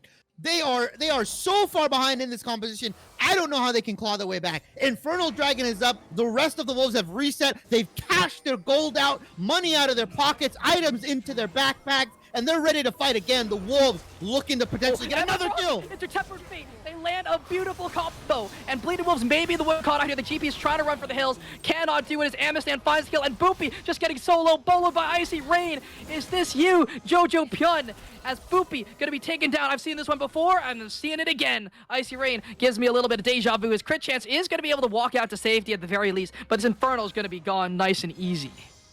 And the comp is falling apart for the Grizzlies. Left and right, they are being picked apart. Icy Rain again! Shuriken toss onto East Pity. Can he find the play? JDK flash forward. Encore going to land onto one. That's not enough as East Pity is running for the hills. Icy Rain does not have the perfect execution. Has no flash, but will find one. Will fall to the queen. But here comes the Infernal Dragon going to be taken down. They were a little aggressive, but Amistan hitting that inhibitor at the same time will be able to grab that one up nice and easy. And Amistan using the spin, twirling around, and finds one kill. Looking for the second. Has 5 stacks available. Will be able to pop their Inferno trigger. Trying to not get CC'd. Will get knocked airborne, but finally taken down as GP takes a gun and puts it to his head. Tempered Fate gonna land onto 2. They're trying to run for those Paradox. Has no magical journey. Can he get himself out? He will find his movement. Will find one stun, but it's not enough as the team is chasing him down, and he will get collected. That is 2 shutdowns going over to Bleeding Wolves here. 1,000 gold plus another 450 into his pocket. A huge chunk of gold going over to the GP. That is the last person you want to give a shutdown to. Potentially backing with a full item here. Yes, the Infernal Drake goes over to the Wolves. Yes, they're put onto Infernal Soul. But the Grizzlies potentially finding a way back into this fight, back into this game. What was once a 7,000 gold lead is now gone down to 5,000. A couple more over-aggressive plays from the Wolves, and they could look to lose this game very, very quickly. But we do see a lot of vision is very defensive here coming in from the Grizzlies. They can't really be proactive. It's on the Wolves to make mistakes, like you said. It's all about being proactive, though, with the composition that the Grizzlies have drafted, right? They have a Hecarim, they have a Seraphine, they have a Sona. They have to be looking for plays. That's what they want. Sure, they can try and have the other team run into them, but they're too far behind for that to happen. Samira will pop the Enchantress, will pop the Hecarim at this point in time as well. So they need to be the ones finding picks, using their long-range engage tools to maybe catch out someone in the side lane. This Hecarim build is absolutely atrocious. I can't make any more excuses for it. So you can't. He's sitting on components. He's sitting on this Build-A-Bear items, right? He's had the Chem Pump Oh my goodness, another Temper Fate lands onto 2. Can he find the stun? Kate OTP trying to run for the into the backside. The Encore lands onto no one because the Whirlwind blocks that one. And it's another kill to Amistan. Another tax collection coming in. The gun to the face. The Samira's just too strong. 3 items, dives your backline with impunity, does not care. Popped as well. Power diving now. Amistan trying to flash away, but one auto will do it as Paradox finds the kill. Will be able to heal up just a little bit, but no, another kill goes over to Bleeding Wolves, but this could be the Baron. Amistan is a little bit low, has the red buff, but they don't really want to do that one just yet. The Hecarim can look for a wipe, has the Onslaught of Shadows. Has the Chem Tank available as well, has finally finished his Mythic 24 minutes into the game. Is going to need a little bit more gold before this Manamune comes online, right? It wants to transform. Once he gets these 3 items, he will be able to burst anybody out. It'll be really hard, but he should be able to burst either the Akali or the Samira out of these fights. The gold is still heavily in the favor of the Wolves, but the Grizzlies do have the scaling of Ice Rain. Oh my. A beautiful bait with the tower, knowing that that one was going to fall anyways. East Pity going to be able to dodge away from the Shuriken flip, but he trapped himself between the wall, though, and going to become another omelet once more as Icy Rain looking to maybe share the wealth here, because Karthik is shown up. Will look for the claw. Perfect execution is there. Wait, why would you flash it? You are dead to rights. As Karthik has the ultimate, has the ghost as well. Blue Smite is almost available. That was the flash of hope, the flash of anything, but the Shuriken flip lands, and it's a solo bolo. Karthik at least gets some XP. Yeah, and losing that flash as Nivea is super, super crucial, right? You wanted to keep that, because then they could just aggress with another play, right? They can do the flash Galio taunt. They can do the flash with the Amistan, the Samira flip. They can do so much more with every single one of these champions that having that flash down as Nivea is very, very, very detrimental to this team composition. As you can see, Pepper Fate Wolves takes are out the just tower. proactive. They're just so proactive. They've not stopped their aggression once. And they forced the cannon barrage as well, and doing some decent poke damage on the way out of this one as well. Dragon is spawning up here in a minute, and they don't even take Baron, and they're still doing damage to these towers. They are still pushing waves. They are still getting things on the map as the enemy team is just constantly losing waves. They lost a wave bottom. They're losing another one, but Boopy's here. Gonna try and deal some decent damage, clear up this wave, at least not give that one in total. But JDK gets rooted up here, taking a good chunk of damage, gonna block some of that one with the taunt there. This dragon's coming up in less than a minute, and if the Grizzlies lose it, it's just about game, right? Infernal Soul spells doom for the Grizzlies here. A Samira, and a Kali, a Galio with Infernal Soul. That's going to be so much damage as they're laying the trap here. The Wolves looking to solo somebody out with the Death Realm, just absolutely murder them in their sleep. As someone is looking to face checks, Boopy is the right person. He is tanky enough. Both of the carries, both of the... Oh my goodness, forcing the flash over the wall. They go Encore lands onto no one again. Amistan just blocking that beautifully with the Samiro wind wall. Just a great play. Their key engage is gone. Their Sona is dead, and this dragon should be theirs. They have to fight it, right? They have to go in 4v5. If you wait around, if you don't even oh my goodness, at all, Amistan you're might be definitely going to getting lose. taking so much damage, but is able to flash out to safety. You have to contest. Contest 4v5. They can contest. This is their moment. It's 12,000 on the Dragon here. It is going down pretty slowly. Amistan can't get over the wall. If now is your chance to contest it, if any moment at all, you have to go in 4v5, Grizzlies. You cannot wait for the Sona. Just go in. And a barrage is used, but Bleeding Wolves may be caught here. Icy Raid looking for the execution here. Lands a shuriken flip, is doing so much damage. First execution is there. Here comes the heroic entrance, buying some magic damage shield, and it finds one pick. And Amistan into the backline will find East Pity. The collection has been found once more. And Icy Rain is going to dash forward, is going to go over the wall. But a beautiful Tempered Fate onto two, into a taunt, into the team fight, into the dash, slide, and glide. This is a massacre coming in, and it's all thanks to this Inferno trigger. And they get a quadra kill over to Amistan as well. A quadra kill coming in, the ace coming in, the minions coming in, everything looking Wolves right now. They will end the game here. Death timers are long enough. They've got all the members here. And I told you, the Wolves on their worst day are better than the Grizzlies on their best. And that composition shows here as the Wolves will end the day 2-1. Grizzlies going 0-3 for the night, unfortunately, as they solidify themselves in second place. And just like that, the Wolves show that, hey, you may have picked the better comp. Your draft may have been 10 times better than ours, but we will just say skill issue and take the game nice and easy. Man, Samira. It looks like tonight is all about ADCs. Look, we had next winter last game. We have Samira rolling into this one. And look, I've got a bit of a soft spot in my heart for Samira. I love Samira. She's so cool. Like, what a great champion with so much prowess, so much ability. Look, let's start with Shibi again. Why was Samira so sicko mode is the only word I can use. Why was Samira so sicko mode that game? It was just that bottom lane fight that happened where she was able to pick up that triple kill near the dragon. I believe it was the second dragon of the game, that earth or mountain dragon.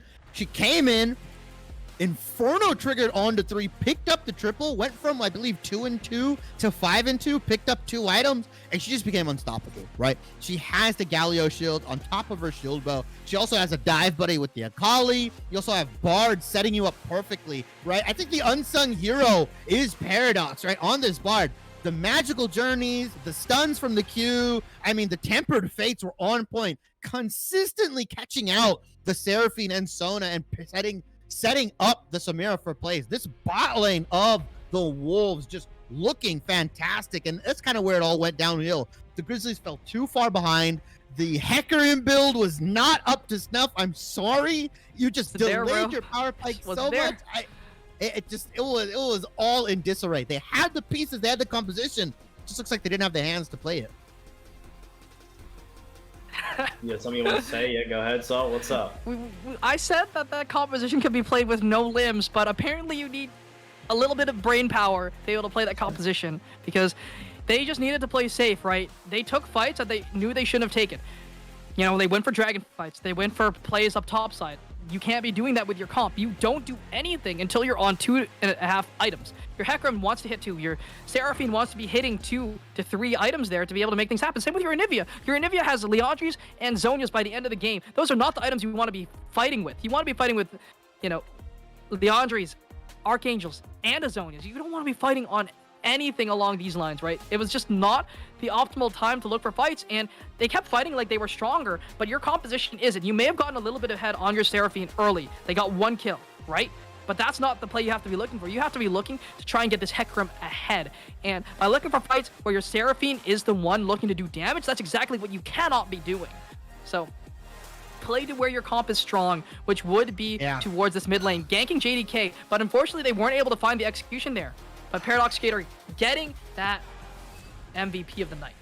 Yeah, that's right. Well deserved as well. Well deserved. Hey, you were gonna say, man. It's 4 kills, 4 deaths, 20 assists. And with how much Samira was stacking on top of herself, most of the assists were going down, funneling into what won them the game. Now, Chibi, Bard, MVP. Yeah, like I said, we talked about it earlier. Paradox, kind of the unsung hero. Beautiful temper fates, beautiful magical journeys, setting up his team for success here. I mean, we would have had 3 AD carries get MVP of the night, and I wouldn't even have been mad. But the fact that bot lane has been the MVP of the night consistently, it is a nice change of pace. If anybody else deserves the MVP, it would have been the Samira. It would have been them. But I am not mad at this. Bot lane has been the name of the game tonight, and I think this Bard and Samira effectively countered the Sona Seraphine. The Tempered Fates, the wind walls from Samira were on point. I don't think I saw an encore hit after like 15 minutes. Nope. That was depressing. Unfortunately not. But that brings us to the end of our day. We've got our MVP out. We've managed to smash out an amazing amount of games with an amazing amount of upsets. We started off the day with Ducks facing up against the Wolves, a team that has been putting their pedal on the gas and driving with their eyes closed. But they managed to stay on the road. They are going so fast and they are playing so dangerous, and it is working so well for them. Ducks took away the first game. Hounds versus Rhinos. Hounds, a team that has gone so strong so far on the split. They were 8-1 before this game, faced up against the Rhinos with an unbelievable amount of pressure here coming through from the bot lane from next winter. Rhinos managed to find their spot in that second game. And moving on to our third, the Grizzlies against the Wolves. We just saw it happen. The Wolves, as you said, what it seems like, Shibi, is that on their worst day, they still can outperform the Grizzlies. They were playing very strongly. They scaled unbelievably, and they managed to take away their points. And that is our 4th week of the draft series, which brings us to the fact that next week is going to be our 5th and final week. The teams in all their standings have meant that I think if we look at this, I don't think we have any of the major overall standings right now, but every single team still has a chance to get into that top 4 spot, right? Mm-hmm. Yeah. And I do have a little information here. The Ducks took down the Hounds as well. Oh Double my god. Week. Oh my god. The Ducks did lose to the Grizzlies, though. They did lose to the Grizzlies tonight. But they won against the Hounds and Wolves. So they went 2-1. So they lost against... Man, okay. Look, Grizzlies have not been looking the strongest, but it looks like they managed to take down the team that is currently on the hottest streak right now. And again, any team still has a chance to find their footing again in this league. We still have 1 more week to go before we get into our playoffs. So make sure you don't miss it. Are there any final thoughts from the night, Salt, Shibi? I'm good. Tune in for week 5. Every team, like you said, Sans, got a chance at the playoffs. It wouldn't be typical VRD fashion unless the Grizzlies just go 3-0 next week. Not fate is in their hands, but somehow they go 3-0. They pick up that 4th spot potentially. I mean, there is still a lot of League of Legends left to be played. Ducks, like you said, on the forefront, looking to make that push, potentially getting that second bye spot, that 1st and 2nd seed here. There's a lot of League of Legends to be played, and I'm going to be here next week for it. Quicksand's going to be here next week for it. Salt is definitely going to be here next week for it. Yes, and you guys got to be here. You guys got to be here for sure. Yeah, that's right. I'm sitting, I'm waiting, I'm getting ready for now, it's time to hit the gym, it's time to hit the bed, hit the sack, whatever you're going to be running off doing. So make sure you don't miss it. We got week 5 of our draft series, the final week coming up next. So we'll be here, same time, next week. Don't miss it. Besides that, thank you all for coming. I had a wonderful night. A shout out to Salt and Shibi for making a wonderful cast. Shout out to Konotoki for the wonderful broadcast, and Victoris for making all of this possible. Have a wonderful night, wonderful day, and I will see you guys all next week.